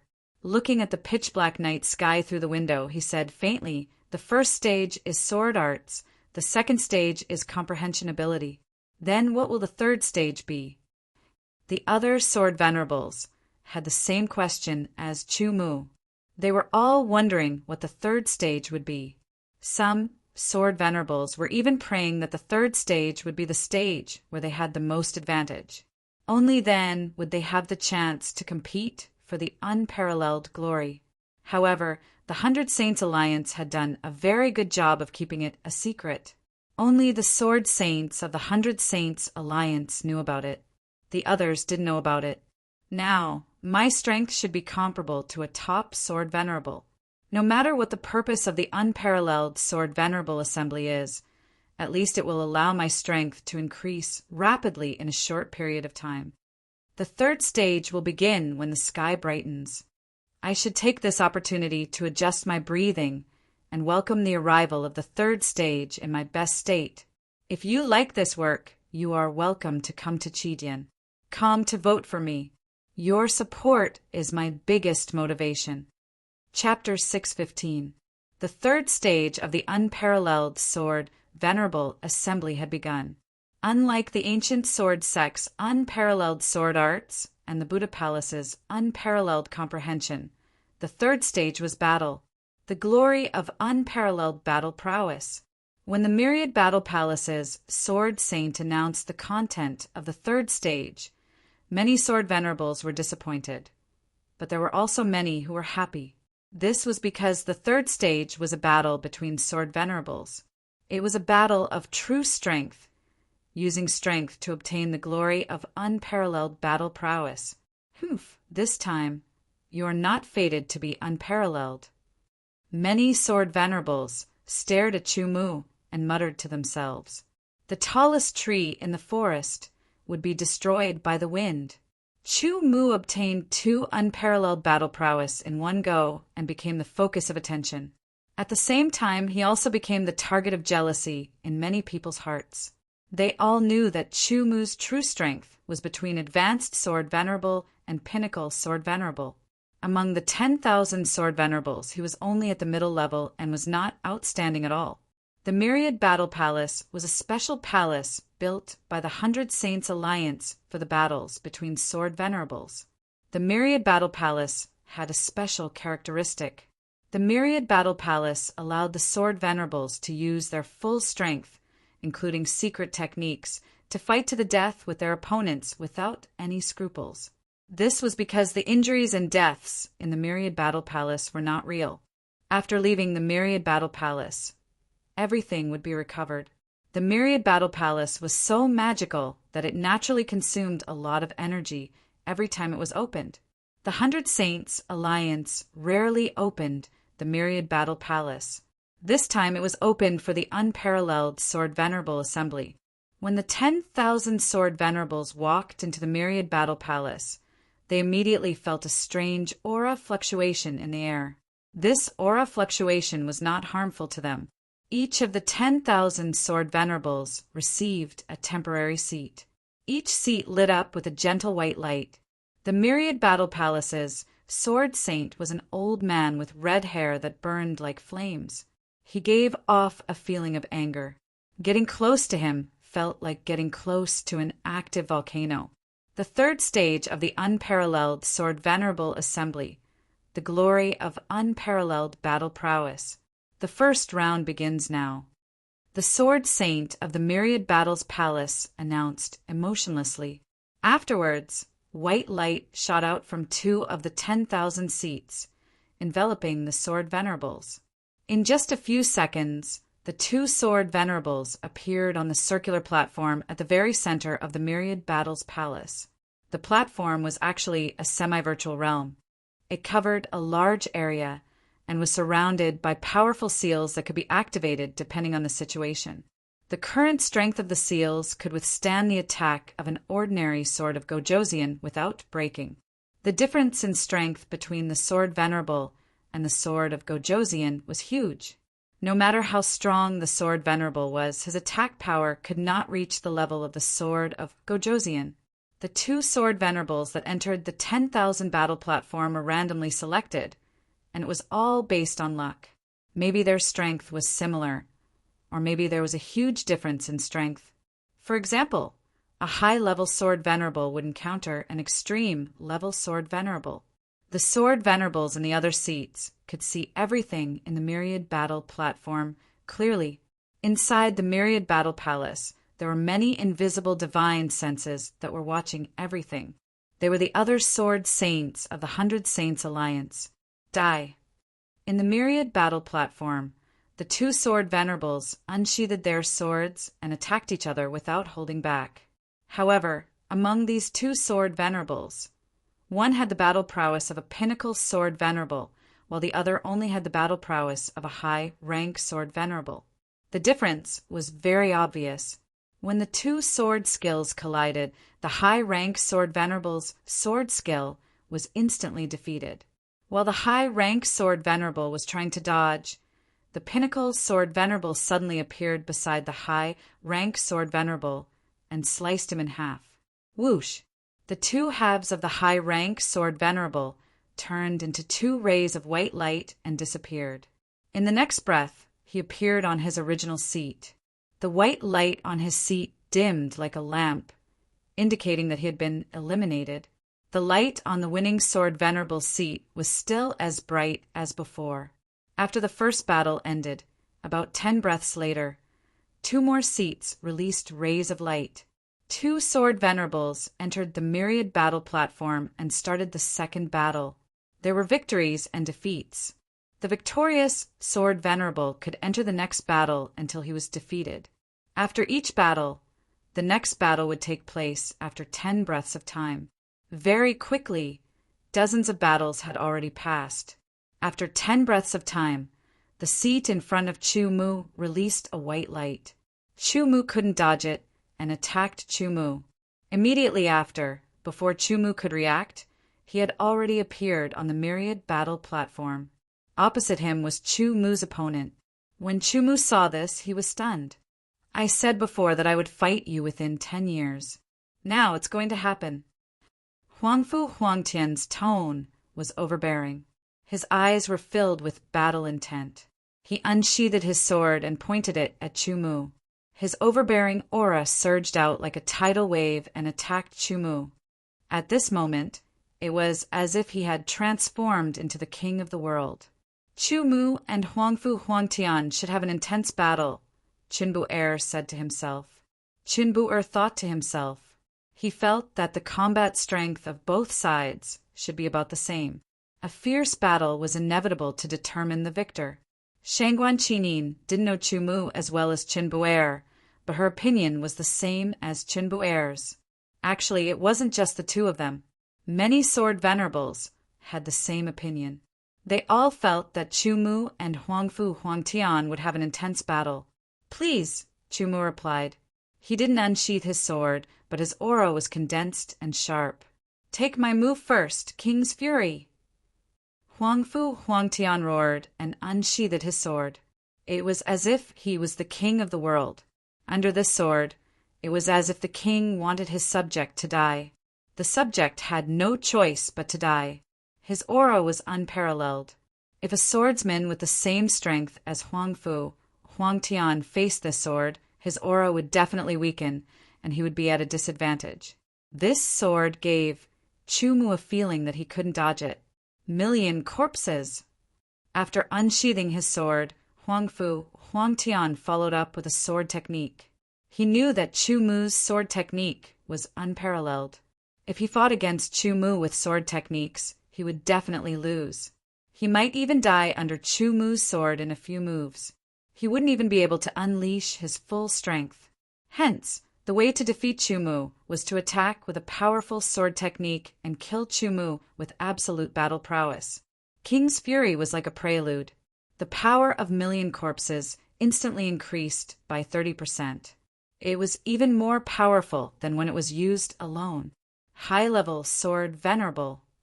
This sword technique revealed Huangfu Huangtian's strength.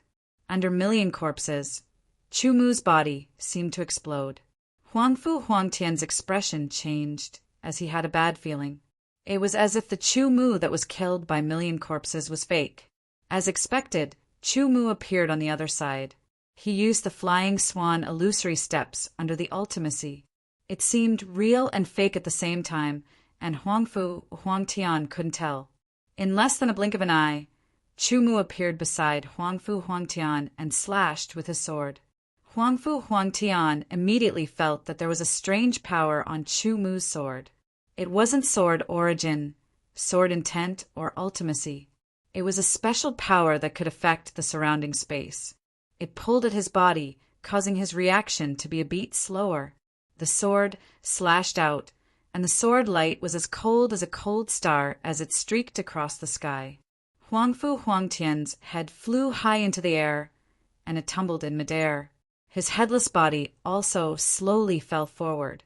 In the next moment, the flying head and headless body turned into two streaks of white light and left the myriad battle platform. They appeared on the seats, and the lights on the seats were extinguished at the same time. Huangfu Huangtian's expression was pale. Although he didn't really die in the myriad battle palace, the pain of having his head cut off was real. Thinking back to that pain and despair, he still had lingering fear. It made Huangfu Huangtian feel a chill on his neck as if there was an invisible sword pressed against it. He needed some time to get rid of this psychological shadow. Compared to the pain of death, Huangfu Huangtian was more shocked that he had been killed by Chumu in a single strike. It turned out that the difference in strength between him and Chumu had unknowingly become so great. How laughable! He was still delusional to think that he could compete with Chumu and even defeat him. It turned out that it was just a fantasy. The other sword venerables were also shocked. The reality was different from what they had expected. There was no intense battle. It was just one strike, and Chumu had defeated Huangfu Huangtian without even using any sword techniques. Although they were shocked, the battle still had to continue. After 10 breaths, the next battle continued. This Chumu's sword technique is really very profound. It's probably at a level that even I can't compare to. Very good battle talent.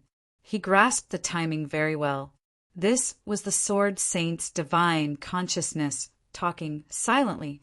Chumu didn't look happy at all after defeating Huangfu Huangtian in one strike, because this was a matter of course. He had the battle prowess of an elite sword venerable, while Huangfu Huangtian was an advanced sword venerable. There was a huge gap between the two of them. Moreover, Chumu's mastery of illusion and reality was very profound. So Huangfu Huangtian couldn't distinguish between the real and the fake. His battle talent was also greater than Huangfu Huangtian's, and the instantaneous sword technique domain power affected Huangfu Huangtian's reaction speed. Defeat was inevitable. Time passed slowly. 2 sword venerables entered the 10,000 battle platform. 1 won and advanced, while the other lost and was eliminated. There were a total of 5,000 battles in the first round. Each battle lasted for only 3 breaths, and some took close to 15 minutes to decide the winner. This would take a lot of time. However, to the sword venerables, they didn't seem to feel the flow of time. They tried their best to observe every battle because every victorious sword venerable could become their opponent in the next round. As for the defeated sword venerables, they treated themselves as spectators. While watching, they imagined how they should react, dodge, and even counterattack to turn the situation around. The sword saint of the 10,000 Battles Palace stood at the side and watched expressionlessly with his hands behind his back. Occasionally, a glimmer of light would flash across his eyes. The 5,000 battles had ended. The top 10 sword venerables had displayed their astonishing strength. Their opponents were all at the peak of the sword venerable's realm, but they had been defeated with just one sword strike. In such a battle of different levels, it was difficult to see the true strength of these powerful sword venerables. Only when they encountered opponents with similar battle prowess would they erupt with their true strength. After the first round of battles ended, the sword venerables were all in peak condition. Then the second round of battles began. To be continued. If you like this work, you are welcome to come to Chidian. Come to vote for me. Your support is my biggest motivation. Chapter 616. In the first round of the unparalleled sword venerable gathering, 5,000 advanced and 5,000 were eliminated. Without any rest, the second round began. Who could win in the end and obtain the glory of unparalleled battle prowess? Kill. In the 10,000 battle platform, the 2 sword venerables faced each other head-on. They attacked with their swords. Dazzling sword light streaked across the sky. The light was boundless, and the power was boundless. The stronger a swordsman was, the higher his realm, and the more he paid attention to the control of power and timing during battle. The sword skills collided and exploded. Countless ripples spread out in all directions. The 2 figures were like ghosts as they shuttled between the ripples and approached each other. The sword light was like the moonlight in autumn. Beams of light crossed in the air and collided with each other, causing sparks to fly. They intertwined and turned around to slash. Their sword skills were shocking. The 2 sword venerables were about the same in strength. They both used their true strength to defeat each other.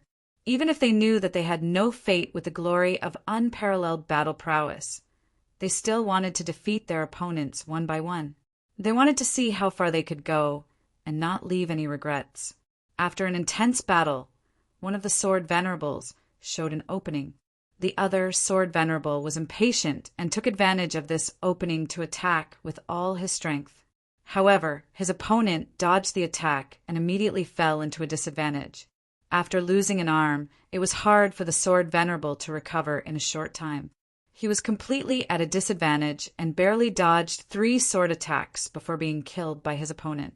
10 breaths later, 2 more sword venerables entered the 10,000 battle platform. Battle after battle, Chen Bu-er and Shangguan Qinin were slightly better than Huang Fu, Huang Tian.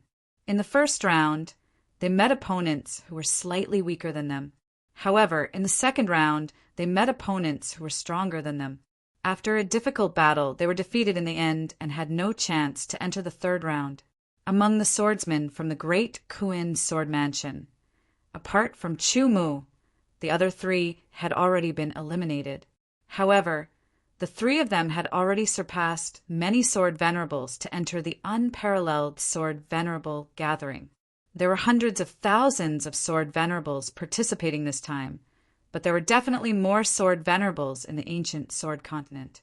No one knew how many sword venerables did not come and for what reason. Other than that, Zhu Wudao, Yan Zhuyo, Gu Jianghe, and Zhong Qingtian had defeated their opponents and advanced to the third round. Their strength was between high-level Grand Sword Master and Pinnacle Grand Sword Master. Chu Mu carefully observed every battle. He did not look down on his opponents just because they were weaker than him. Instead, he put himself in their shoes and taught himself how to dodge, how to counterattack, and how to kill his opponents in the most efficient way. All of a sudden, Chu Mu's seat lit up and shot towards Chu Mu. As if time and space had changed, Chu Mu appeared on the myriad battle stage. Chu Mu, I admire your swordsmanship very much.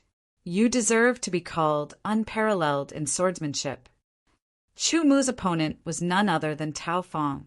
Tao Fong's countenance turned serious as he spoke to Chu Mu. However, in this battle, what we rely on now is not sword techniques but strength. In terms of true strength, you are not my opponent. Your path ends here. How do you know who will win before we fight? Chu Mu indifferently replied, Is that so? I will use my strength to make you understand that sword techniques are only a small part of one's strength. A true swordsman does not rely on sword techniques to become strong. Tao Fong coldly smiled. He had the strength of a pinnacle grand swordmaster. Although he could not be compared to those pinnacle grand swordmasters, he was still considered a powerful existence among the pinnacle grand swordmasters.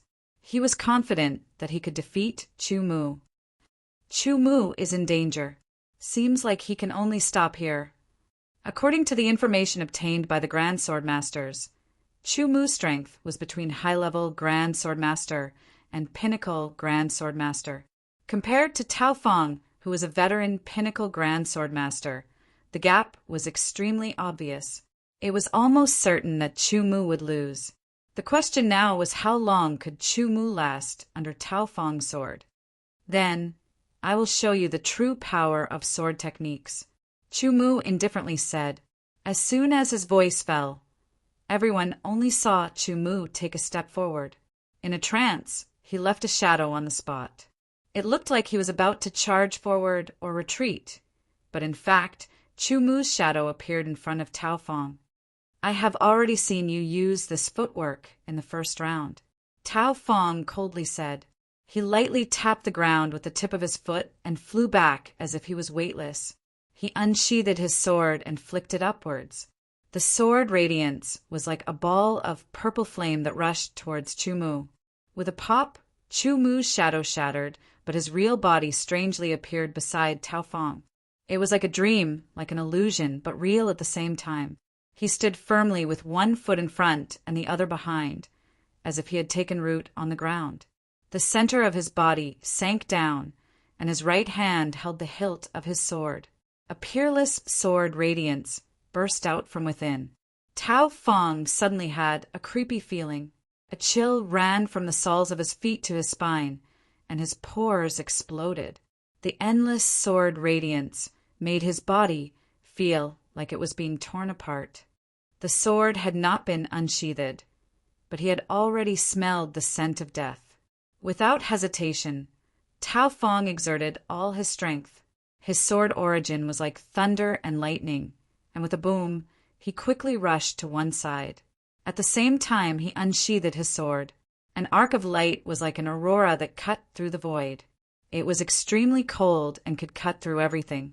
Unsheathing the sword was also a kind of attack. The cold sword light almost froze the air. When it passed by, Tao Fong only felt that his protective sword essence was useless. The cold sword radiance penetrated into his body, almost freezing half of his body. Fortunately, he was strong enough to react in time. The difference was only 1,000th of a second, so he was not cut by Chu Mu's sword. Otherwise, he would have been cut in half. He did not use any sword techniques, but only unsheathing the sword. Unsheathing the sword was also an action in the basic swordsmanship. How terrifying! The sword venerables looked at Chu Mu seriously. That sword had left a deep impression on them. For the first time, they understood that the power of swordsmanship could be so terrifying in a battle where one used all their strength. This Chu Mu's swordsmanship has actually reached such a level. It's too terrifying. That sword just now was not inferior to the power of an ordinary sword technique.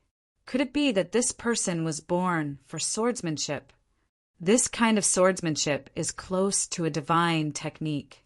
The sword saints' divine wills collided and discussed in the Wan Battle Palace. They were all amazed.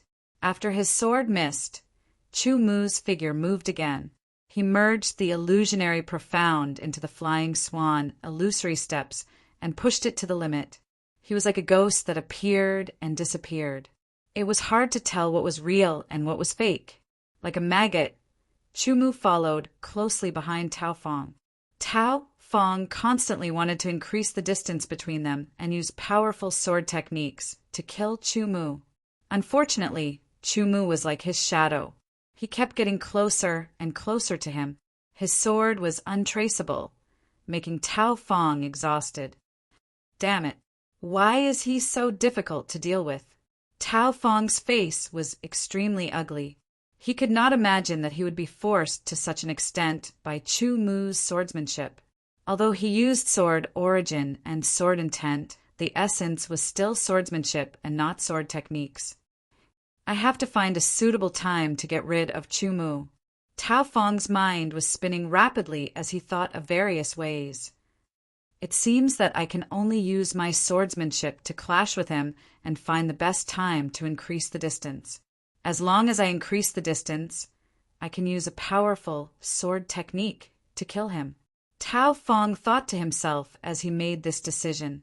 He was also very clear that this was a very risky decision because Chu Mu's swordsmanship was too strong. Recalling the scene where he was instantly killed by Chu Mu in a pure swordsmanship battle, his heart could not help but tremble. However, if he did not find a chance to increase the distance between them, he could only dodge pathetically and lose in the end. The sword venerables were shocked when they saw Tao Fong dodging in a sorry state. It was hard to imagine that a veteran top sword venerable would be chased so pathetically by an opponent who was not as strong as him. Is Chu Mu's strength really not at the level of a top sword venerable? It should be said that this guy's strength is between a high-level sword venerable and a top sword venerable. However, he should be most proficient in close combat. He should be able to display his swordsmanship to the fullest extent. In this state, he should be at the level of a top sword venerable. Tao Fong had already adjusted himself. He dodged and counterattacked with a sword. This sword was like a fleeting glimpse, extremely fast. It was the fastest sword he could perform right now. He didn't aim to kill Chu Mu. He only wanted to force Chu Mu back for a split second and gain a sliver of time to open up the distance. It was a dazzling and brilliant sword. The sword light was so dazzling that no one dared to look directly at it. Many sword venerables were sure that if they were in Chu Mu's position, they might not be able to withstand this sword. They would have to retreat. Once they retreated, Tao Fong would seize the opportunity to increase the distance between them. Everyone stared at Chu Mu with their eyes wide open. How would he deal with this? Little did they know that in their eyes, the incomparably fast and dazzling sword was only not bad in Chu Mu's eyes, nothing more. Without dodging, retreating, or blocking, Chu Mu swung his sword as if it was part of nature. The power of the sword art domain was activated. The space within a 1-meter radius of the sword was immediately affected and distorted. The traction force caused Tao Fong's sword to move uncontrollably to the side.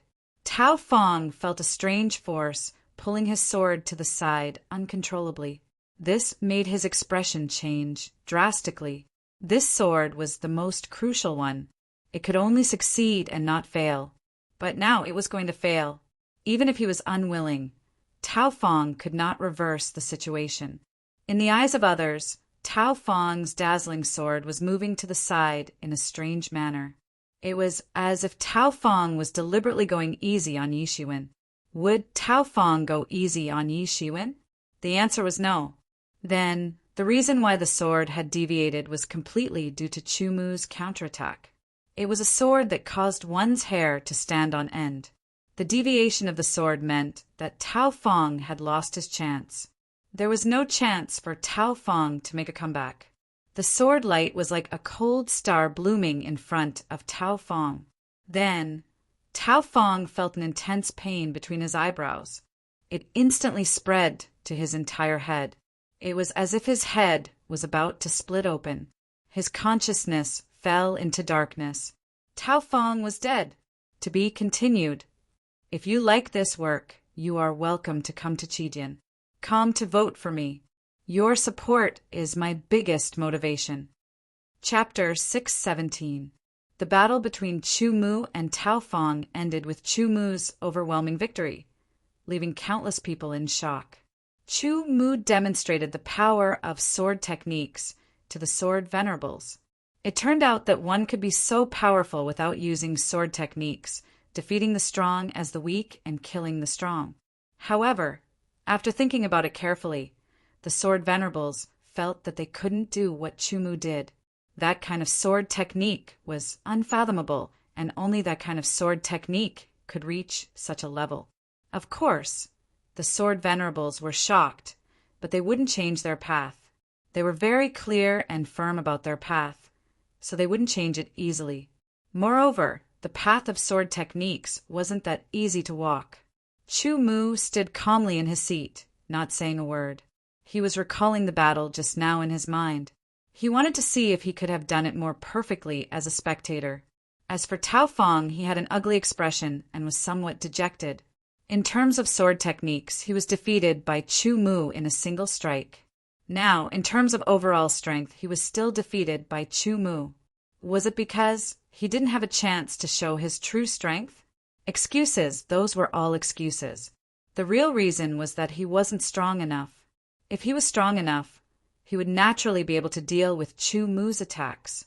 He would naturally be able to pull away from Chu Mu and kill Chu Mu with his sword techniques.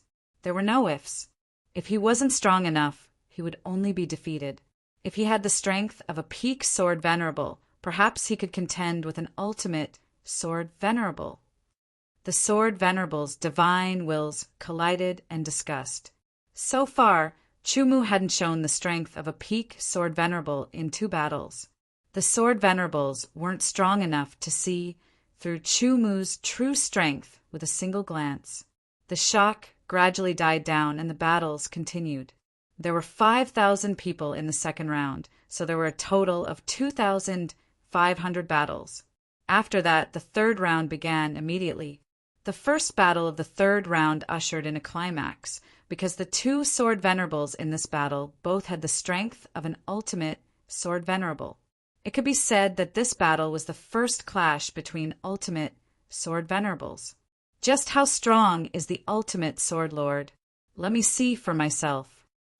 Chu Mu muttered to himself as a glint flashed across his eyes. These 2 sword venerables knew each other and seemed to have had some conflicts in the past. After they mocked each other for a while, they drew their swords and attacked with all their might. The swordsmen of the ancient sword continent all had the same fighting style. When they didn't have any sword skills, they would often use all sorts of sword techniques to fight. For example, when Chu Mu was still in the sword chi realm, he would use the breeze swordsmanship and other sword techniques. Only when the time was right would he use the ultimate sword moves of his sword techniques. When the swordsmen gradually became stronger and those sword techniques were no longer suitable, they would abandon those sword techniques and focus on sword techniques. When they were in close combat, they would use sword techniques as support. The moment the 2 sword sovereigns attacked, Chu Mu's heart shook. Their sword techniques were very powerful. Chu Mu shot towards himself to replace one of them, but he was unable to resist the might of the sword techniques. He has comprehended at least 90% sword intent. Chu Mu muttered to himself. He was still shaken. 90% sword intent was much stronger than Chu Mu's current sword intent. Adding on the profound, his comprehension was much deeper than Chu Mu's. The combined might of these 2 sword techniques was even more terrifying. Of course, if it were Chu Mu, he wouldn't be so foolish as to take it head-on. When the sword came out, the sword technique roared. The sword light tore through the air, unstoppable. The collision of sword techniques turned into surging energy waves that wreaked havoc in all directions. The myriad battle platforms' seal flickered with all sorts of lights as the energy waves dispersed. It was as if the sea was roaring, the heavenly river was upside down, and the stars were chasing after the moon. Kill! Die! The 2 sword sovereigns roared. After using their sword techniques, they approached each other. Their swords collided with boundless momentum and stabbed out at tricky angles. Sparks flew as an ear-piercing sound reverberated. The sound waves wreaked havoc. As the sword techniques collided, they looked for an opportunity to use their sword techniques. There are strong and weak sword skills, and there were also close-range and long-range attacks. Weak sword skills were not necessarily useless. The key was to grasp the timing and use the environment. Only a suitable sword skill would be able to unleash the strongest power. These two sword sovereigns had rich battle experience and deeply understood the timing. Therefore, they used their sword techniques when they were close to each other. Occasionally, they would use weak but fast sword techniques to attack each other. They wanted to make each other reveal flaws. Their strength and experience were equal. The battle was intense. The sword sovereigns in the seats outside the myriad battle platform were immersed in the battle. 15 minutes passed, and the battle between the two ultimate sword sovereigns continued. Under such circumstances, the battle would probably end in a draw. However, on the myriad battle platform, only life and death could be determined. In the end, one sword sovereign was severely injured, and the other died. The second battle was between Lai Mountain Sword Sovereign, Lai Mountain Tiger, and the other ultimate sword sovereign. Lai Mountain Tiger was recognized as one of the top 10 sword sovereigns. However, until now, he hadn't displayed his true strength. Therefore, no one knew how strong he was. Lai Mountain Tiger, I will use my strength to tell you that you are not one of the top 10 sword sovereigns. Lai Mountain Tiger's opponent, the ultimate sword sovereign, said. As an ultimate sword sovereign, it was inevitable that he would be dissatisfied and jealous if he wasn't listed as one of the top 10 sword sovereigns. Make your move. Lai Mountain Tiger's gaze was as if he was looking at a jumping clown. Su Haosha and the others smiled. Within their smiles, there was a trace of disdain. The top 10 sword sovereigns were recognized, and only they knew how strong they were. Among all the sword sovereigns present, only they could compete with the other top 10 sword sovereigns. There might be exceptions, but they were very rare. Heavenly Dragon Slash. The sword sovereign was furious. He felt that he was being looked down upon. Under his anger, he used his sword. The roar of a dragon was heard as the sword slashed down. Vaguely, it was as if a flood dragon broke through the sky, baring its fangs and brandishing its claws. With a domineering attitude, it rushed towards Lai Mountain Tiger. Lai Mountain Tiger didn't move an inch, allowing the flood dragon to rush towards him. A faint smile hung on the corner of his mouth. The power is not bad, but it's still too weak. As his voice fell, the flood dragon was already halfway through. In the blink of an eye, it would hit Lai Mountain Tiger. First move, Tiger swallows the dragon. Lai Mountain Tiger's voice was like a tiger roaring in the forest. He slashed out with his sword. In an instant, a ferocious tiger jumped out from the void and rushed towards the flood dragon in the air. It opened its mouth and swallowed the flood dragon into its stomach. The ferocious tiger expanded in the air and became even bigger and more ferocious. It fell from the sky and clawed at the sword sovereign. The sword sovereign was stunned. He had never seen his sword technique being defeated like this. It was actually swallowed. What was going on? As the ferocious tiger fell, its claws tore the sword sovereign's body apart. Blood splattered everywhere as the sword sovereign turned into white light and disappeared. After the ferocious tiger landed, it let out a roar. The fur on its body opened up. It was very lifelike, as if it was a real tiger from ancient times. After 3 breaths, the ferocious tiger collapsed. It was formed by Lai Mountain Tiger's sword energy, sword intent, and profound power. It was not a real tiger with flesh and blood. So powerful. He is also an ultimate sword sovereign, but he defeated his opponent so easily. This Lai Mountain Tiger is indeed one of the top 10 sword sovereigns. His strength is so terrifying. I don't have any confidence in winning against him," one of the ultimate sword sovereigns exclaimed. Chu Mu's pupils shrank rapidly. He was shocked by the tip of the iceberg of strength that Lai Mountain Tiger had shown. With his eyesight, he could often see a lot of information from the details. For example, the move Tiger Swallows the Dragon, used by Lai Mountain Tiger just now, was not a sword technique. The reason why Lai Mountain Tiger called it Tiger Swallows the Dragon was probably just a bad joke. The reason was that his opponent's sword technique was called the Sky Dragon Slash, and it had even formed a flood dragon to attack Lai Mountain Tiger. Although it was not a sword technique, it was more powerful than many sword techniques.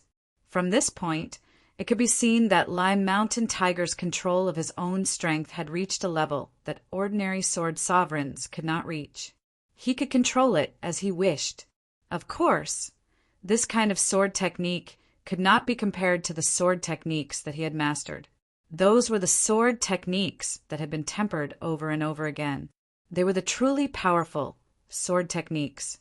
How could Chu Mu not be shocked by the strength of a sword technique that he had mastered on the spot to defeat his opponent's sword technique? If it was an ordinary ultimate sword sovereign, with my current strength, I might be able to fight him. But if it is an ultimate sword sovereign like Lai Mountain Tiger, I am still far from being able to defeat him. Chu Mu thought to himself and let out a breath.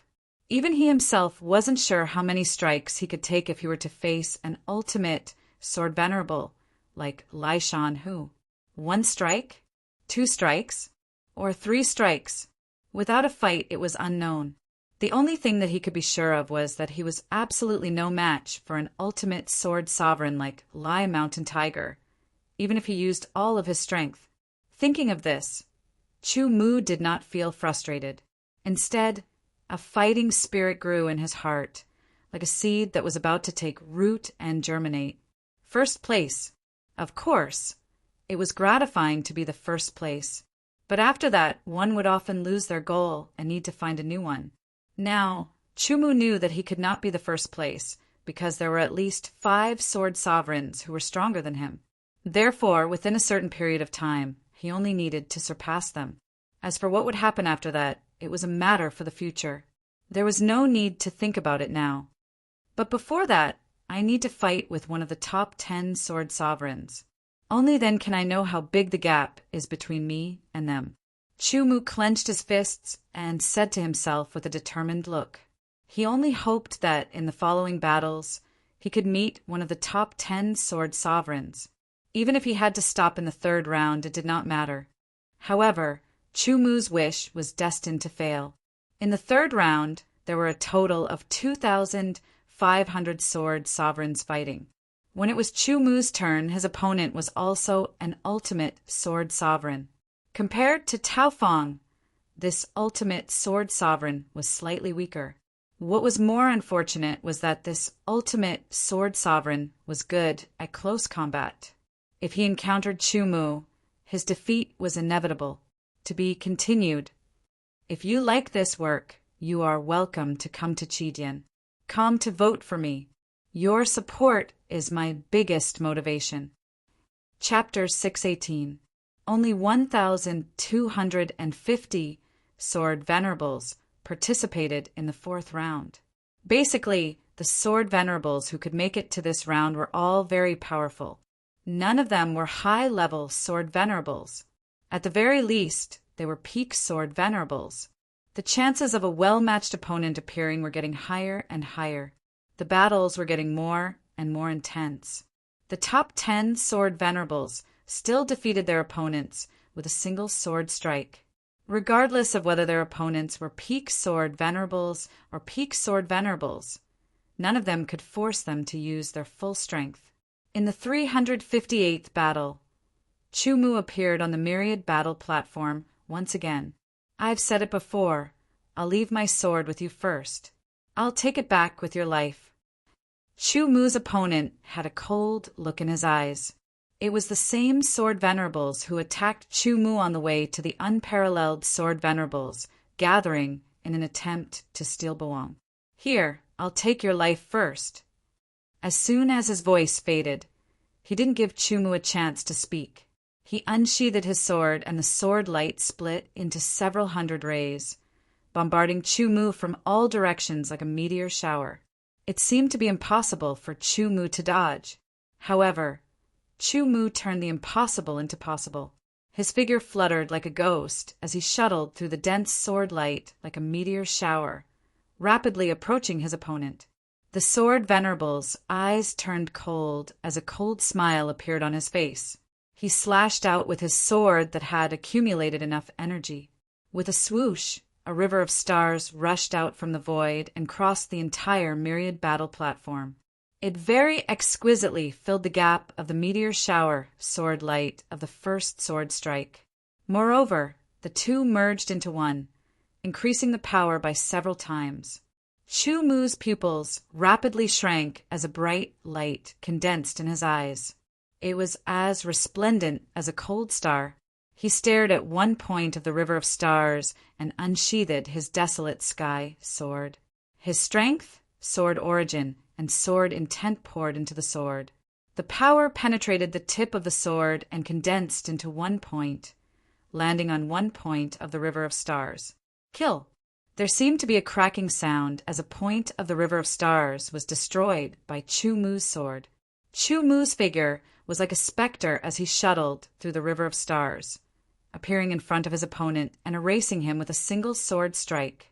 His opponent clearly hadn't expected Chumu to break through his sword technique in such a manner. Just as he was about to react, he was already a beat too late. Chumu's sword silently appeared before his eyes, and a tearing pain came from his neck. A slash to the throat. Too exquisite. Chumu's swordsmanship caused another round of exclamations. There were a total of 625 sword masters participating in the 5th round of battles.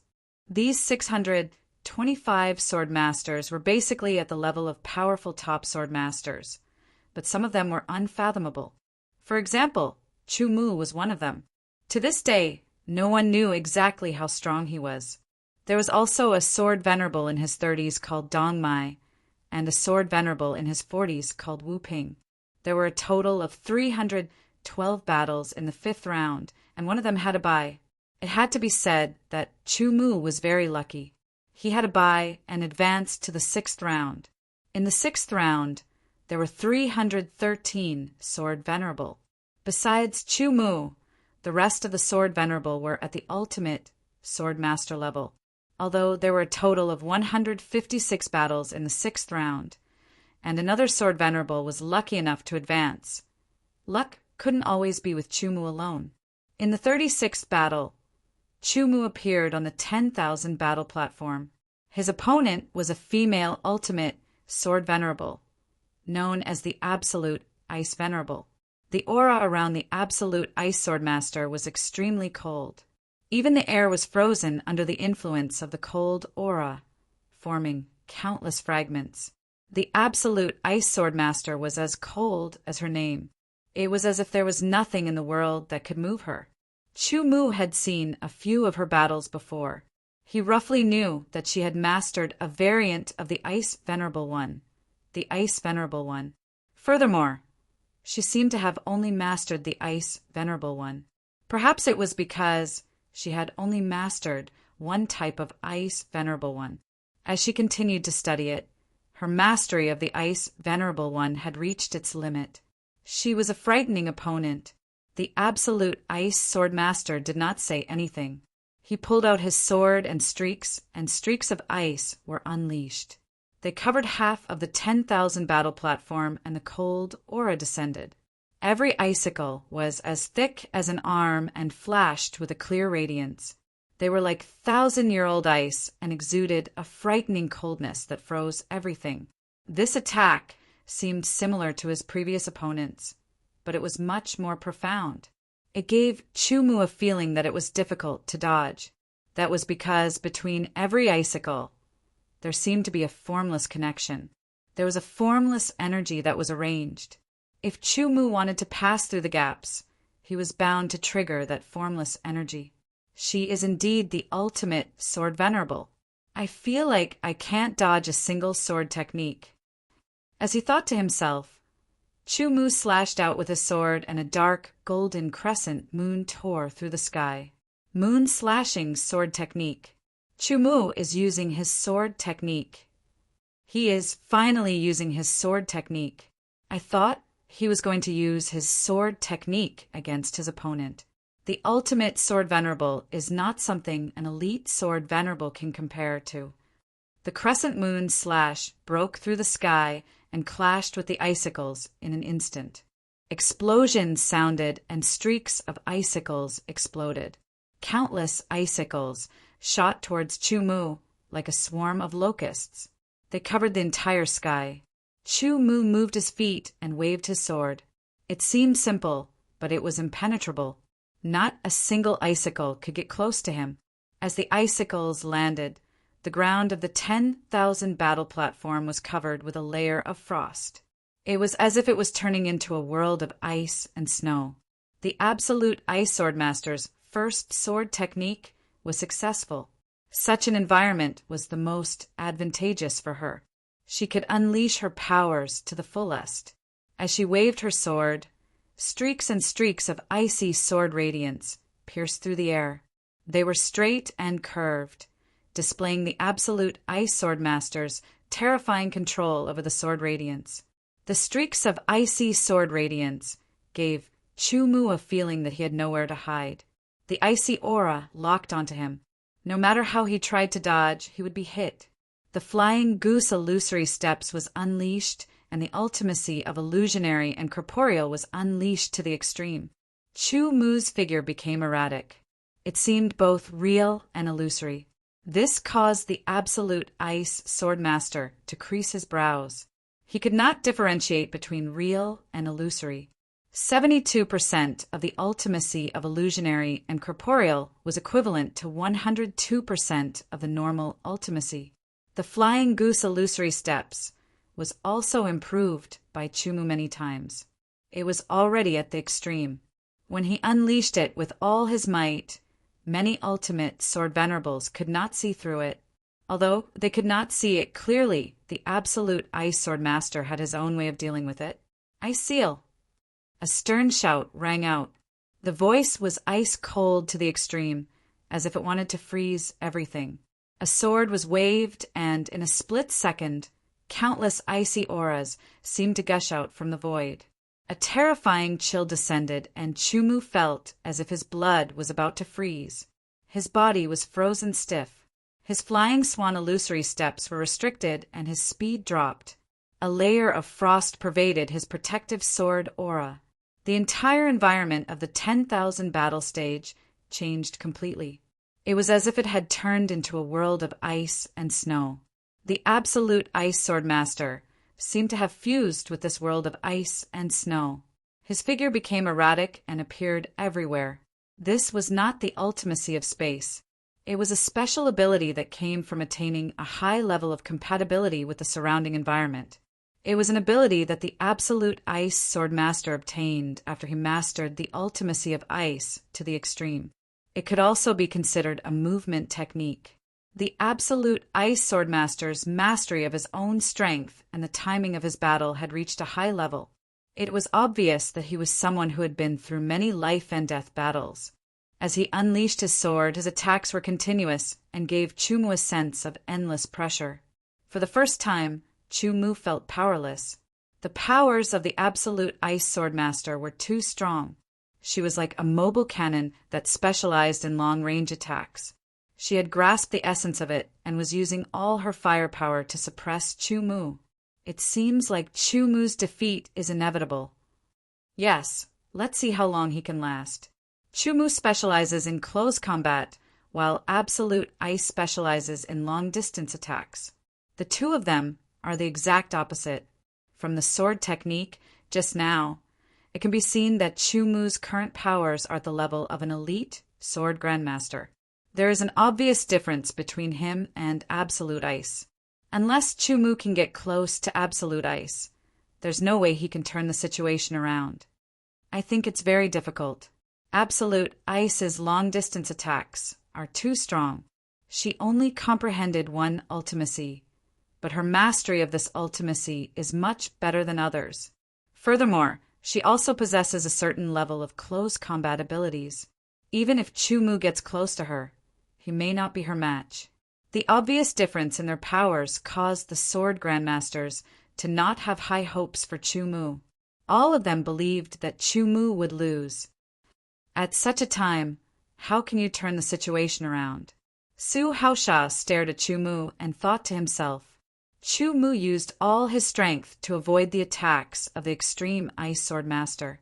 The Extreme Ice Sword Master's sword origin was very strong, and her recovery speed was very fast. She could sustain such an attack for more than an hour, but Chu Mu did not have the confidence to last that long. Find a chance to get close to her.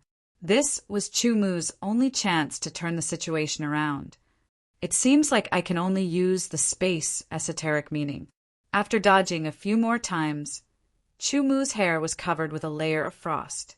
His speed was affected and decreased again. If this continued, the situation would become even more disadvantageous for him. Since he decided, Chu Mu did not hesitate anymore. His figure flashed, and he used the inverse space steps. In the instant that he disappeared, the Extreme Ice Sword Master unleashed a huge ball of frost. In the eyes of others, it was as if Chu Mu was hit. Even the Extreme Ice Sword Master had such a feeling. In the next moment, a sense of danger surged from the bottom of his heart. The Extreme Ice Sword Master's expression changed slightly. A ball of frost exploded from his body and spread in all directions. The strong force wanted to push Chu Mu away. This was the Extreme Ice Sword Master's way of dealing with close combat opponents. It was very effective. However, as the frost passed by, Chu Mu's figure disappeared mysteriously. When the Extreme Ice Sword Master realized that something was wrong, she saw a cold radiance from the corner of her eyes. It was like a white steed flashing across a crevice. It cut through her armor of frost and became the last thing she saw. 2 inverse space steps and a killer sword technique. Chu Mu completed an almost impossible counterattack. He turned the situation around and killed the Extreme Ice Sword Master. The head of the Extreme Ice Sword Master flew high into the sky. A look of shock appeared on his face. His expression was very weird. To be continued. If you like this work, you are welcome to come to Chidian. Come to vote for me. Your support is my biggest motivation. Chapter 619. He's dead. The head that was rolling in midair attracted the attention of countless swordsmen. It also attracted the full attention of the dozens of consciousnesses that were circling in midair. They were all stunned. Just when they thought that Chu Mu was going to lose, Chu Mu made a shocking comeback. He used reality to tell them that he was going to win this battle. As his body converted into white light, Chu Mu appeared on his seat. His depleted sword origin and spiritual awareness were all recovered. The Extreme Ice Sword Master also appeared on his seat. As he looked at Chu Mu, his gaze was cold and filled with a strong sense of unwillingness. Under normal circumstances, Chu Mu should have been killed by her, but the result was the opposite. This made the Extreme Ice Sword Master unable to accept it. That was because, in her heart, Chu Mu was not as powerful as her. Chu Mu did not bother about the gaze of the Extreme Ice Sword Master. Instead, he was thinking about the battle just now. The difference in their powers was too obvious, causing him to be suppressed by the Extreme Ice Sword Master. If it was another top sword master, he would have been defeated by the Extreme Ice Sword Master in less than 3 moves. At the last moment, he used the inverted space step twice to avoid the attack of the Extreme Ice Sword Master's icy frost ring. Only then did he grab the best opportunity to use the steel slashing sword technique to destroy the Extreme Ice Sword Master's icy frost armor before killing him. In terms of timing, even a slight difference in the outcome would have led to a different outcome. It could be said that besides not using the dual sword mantra and the heaven-burying secret sword, Chu Mu had already used his full strength. This person's swordplay has shocked me once again. Yes, I thought that his swordplay was already shocking enough. I did not expect him to hold back. He actually has such a frightening swordplay that is comparable to other sword techniques. I thought of a legend. Suddenly, the consciousnesses of the swordsmen became silent. Obviously, they knew about the legend, but a legend was ultimately a legend. It was an unproven fantasy. His swordplay is divine. That is ultimately a fantasy. No, since there's a legend, there must be someone who can do it. It's just that we don't know who and when. Don't tell me you think that Chumu can reach the level of divine swordplay? Maybe it's possible, maybe not possible. It was a legend that swordsmanship could reach divinity. Since ancient times, some sword saints had spent a lot of time studying it, but they were still unable to do so. Legend had it that only the sword god was capable of doing so. However, in the ancient sword continent, sword god was just a title. It had never appeared in legends. The sword saints' divine senses fell silent again. Although they were talking, they didn't think that Chumu could reach the level of godlike swordsmanship, even if the swordsmanship he displayed was so profound. Let's not talk about his sword skills. Did you all notice the profoundness that this child comprehended? One is a mutation of the metal profound. It should be a very high-level profound. The other is even more powerful than the true and false profound. The last one is the rare space profound. If that old man in the void knows about this, he might just rush out and forcefully take him in as a disciple. The sword saints were shocked by Chumu's swordsmanship. Almost every one of them decided that if they were to become Chumu's opponent, they couldn't let Chumu get close to them no matter what. The power of his close combat swordplay is shocking. That unknown footwork is also very mysterious. He's really a tough opponent. Many of the sword saints felt their heads hurt. This was because they simulated a battle between themselves and Chumu. In the end, they realized that it was very difficult to finish off Chumu in a short period of time. Chumu's ability to dodge was too shocking. If they couldn't finish off Chumu in a short period of time, it meant that Chumu could get close to them. Once Chumu got close to them, the extreme ice sword master had already explained the consequences to everyone. His powers are at the level of an elite sword saint, but his close combat skills are at the level of an ultimate sword saint. Maybe only the top 10 sword saints can really suppress him. After the 6th round of battles ended, the 7th round started. For Zhu Wudao and the rest, they had already been eliminated and became spectators.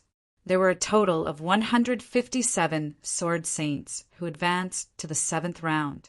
One of them was destined to get a bye. The remaining 156 sword saints would fight 78 battles. The losers would be eliminated and the winners would advance to the 8th round. In this round of battles, Chumu became a spectator. No one knew whether it was because the sword saints were taking care of him or because of his luck, but he got a bye. In the 7th round of battles, the top 10 sword saint cultivators didn't encounter each other. It could be seen that this was a selective battle and not truly random. Otherwise, the top 10 sword saint cultivators wouldn't have encountered each other even once in the 7th round. The last round was always the best. No one had any opinions about this. Maybe they were used to leaving the most powerful sword saints to fight at the end. With regards to Chumu being able to advance to the 8th round, many sword saints were envious and jealous. They felt that he was too lucky. There were a total of 79 sword saints who advanced to the 8th round, which meant that another sword saint would be lucky enough to get a bye. The other sword saints would have to fight 39 battles. The first battle of the 8th round began. One of the top 10 sword saints, Sword Saint Xiaolu, Lu Xiaolu, would fight against another ultimate sword saint called Dongmai. So far, Lu Xiaolu hadn't shown much of his strength. He hadn't used his ultimate sword weight either because he didn't have a strong enough opponent. As for Dongmai, he hadn't shown his true strength either. It made people feel like they couldn't see through him. Therefore, the two of them fighting was more or less exciting. Without saying anything, he attacked directly. It was a probing attack from the beginning. He used a sword technique that wasn't powerful but was fast. After fighting for a few breaths, it seemed that they were evenly matched. "You're quite capable. Have a taste of my ultimate sword way." Lu Xiaolu smiled faintly. "I'll let you have a taste of my boundless sword way too." Dong Mai replied. Most of the 10,000 sword saints who participated in the unparalleled sword saint gathering didn't receive any sword way inheritance. Sword way inheritance wasn't something that could be obtained from the mainland.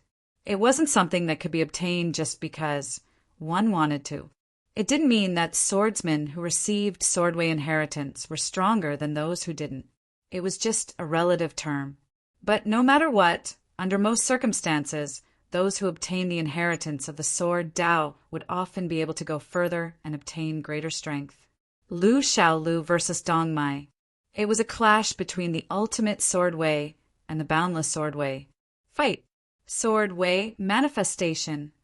Behind Lu Xiaolu, there seemed to be the embryonic form of a boundless small world, while behind Dong Mai there was a vast expanse of heaven and earth. That was a sign that they had comprehended their respective sword arts to a certain extent. Sword way manifestation. As a veteran sword saint and one of the top 10 sword saints, it was impossible for them to not have comprehended sword way to the sword way manifestation. A terrifying aura spread out. Even with the seal of the 10,000 battle platform, the sword saints in the seats could still feel it. The ultimate sword way had no beginning and no end. Only the ultimate sword way existed eternally. The boundless sword way was vast and boundless. It was a clash between people, swords, and sword way. In terms of sword origin cultivation, Lu Xiaolu and Dong Mai were actually on par. In terms of the power of their sword techniques, they also seemed to be on par with each other. In terms of battle experience, it could be said that they were evenly matched. The only way to determine the winner was to see how much they had comprehended their respective sword ways. Sword way manifestation was still divided into different levels. However, the two of them were really evenly matched. The battle was unusually intense. They each had their own means and were equally matched. Dong Mai is so strong. It seems that he's qualified to be one of the top 10 sword saints. Don't be silly. The top 10 sword saints represent 10 people. If he defeats Lu Xiaolu, Dong Mai will be one of the top 10 sword saints. Dong Mai is strong, but how can he defeat Lu Xiaolu? Now that they're evenly matched, it's hard to say who will win. Let's wait and see. The other 9 sword venerables, who are also part of the top 10 sword venerables, were also watching the battle attentively. Lu Xiaolu's strength was not much different from theirs. Since Dong Mai was able to fight Lu Xiaolu to this extent, it was enough to prove that Dong Mai was strong enough to make them take him seriously. At the thought of this, some of the honorable swordsmen looked at Wu Ping. This honorable swordsman had an ordinary name and an ordinary appearance. Just like Dong Mai, no one could see through him. They wondered if he was as strong as Dong Mai. The battle between Lu Xiaolu and Dong Mai was unusually intense. The ultimate sword way and the boundless sword way continued to collide. Terrifying energy raged in the 10,000 battle platform. Fortunately, the platform was not ordinary. Otherwise, it would have been destroyed by the impact. After a long battle, both Lu Xiaolu and Dong Mai used secret techniques to temporarily increase their strength. Even if they died in the 10,000 battle platform, they would recover once they were outside. Therefore, although there were repercussions from using secret techniques, they would disappear quickly. Killing the opponent was the most important thing. Under the secret techniques, Lu Xiaolu and Dong Mai's strength increased exponentially. The battle became even more intense. It was a visual feast for the eyes of the sword saints. Die. After a long battle, Dong Mai took a blow in exchange for Lu Xiaolu's life. He broke out and cut Lu Xiaolu in half. As for himself, his left arm and shoulder were cut off by Lu Xiaolu. Dong Mai won. Dong Mai is ranked among the top 10 sword saints. I can't say that Dong Mai is stronger than Lu Xiaolu, but there is no doubt that he won. Next time I will win it back. Lu Xiaolo's face did not show any signs of depression. His defeat did not make him feel bad. He was very determined. Then again, if they were to fight again, it would be hard to predict who would win in the end. Dong Mai was not confident that he would win. The battles continued, and the other 9 honorable swordsmen did not meet each other. Wu Ping, who could not be seen through, steadily defeated his opponent and successfully advanced to the 9th round. His fighting style was obviously different from Dong Mai's. One battle after another, the 39th battle was soon over. One of the contestants had a bye. It was Chu Mu. This guy actually advanced to the 9th round. He's so lucky. It's not necessarily luck, but he definitely won't be able to win next. If you like this work, you are welcome to come to Qijian. Come to vote for me. Your support is my biggest motivation.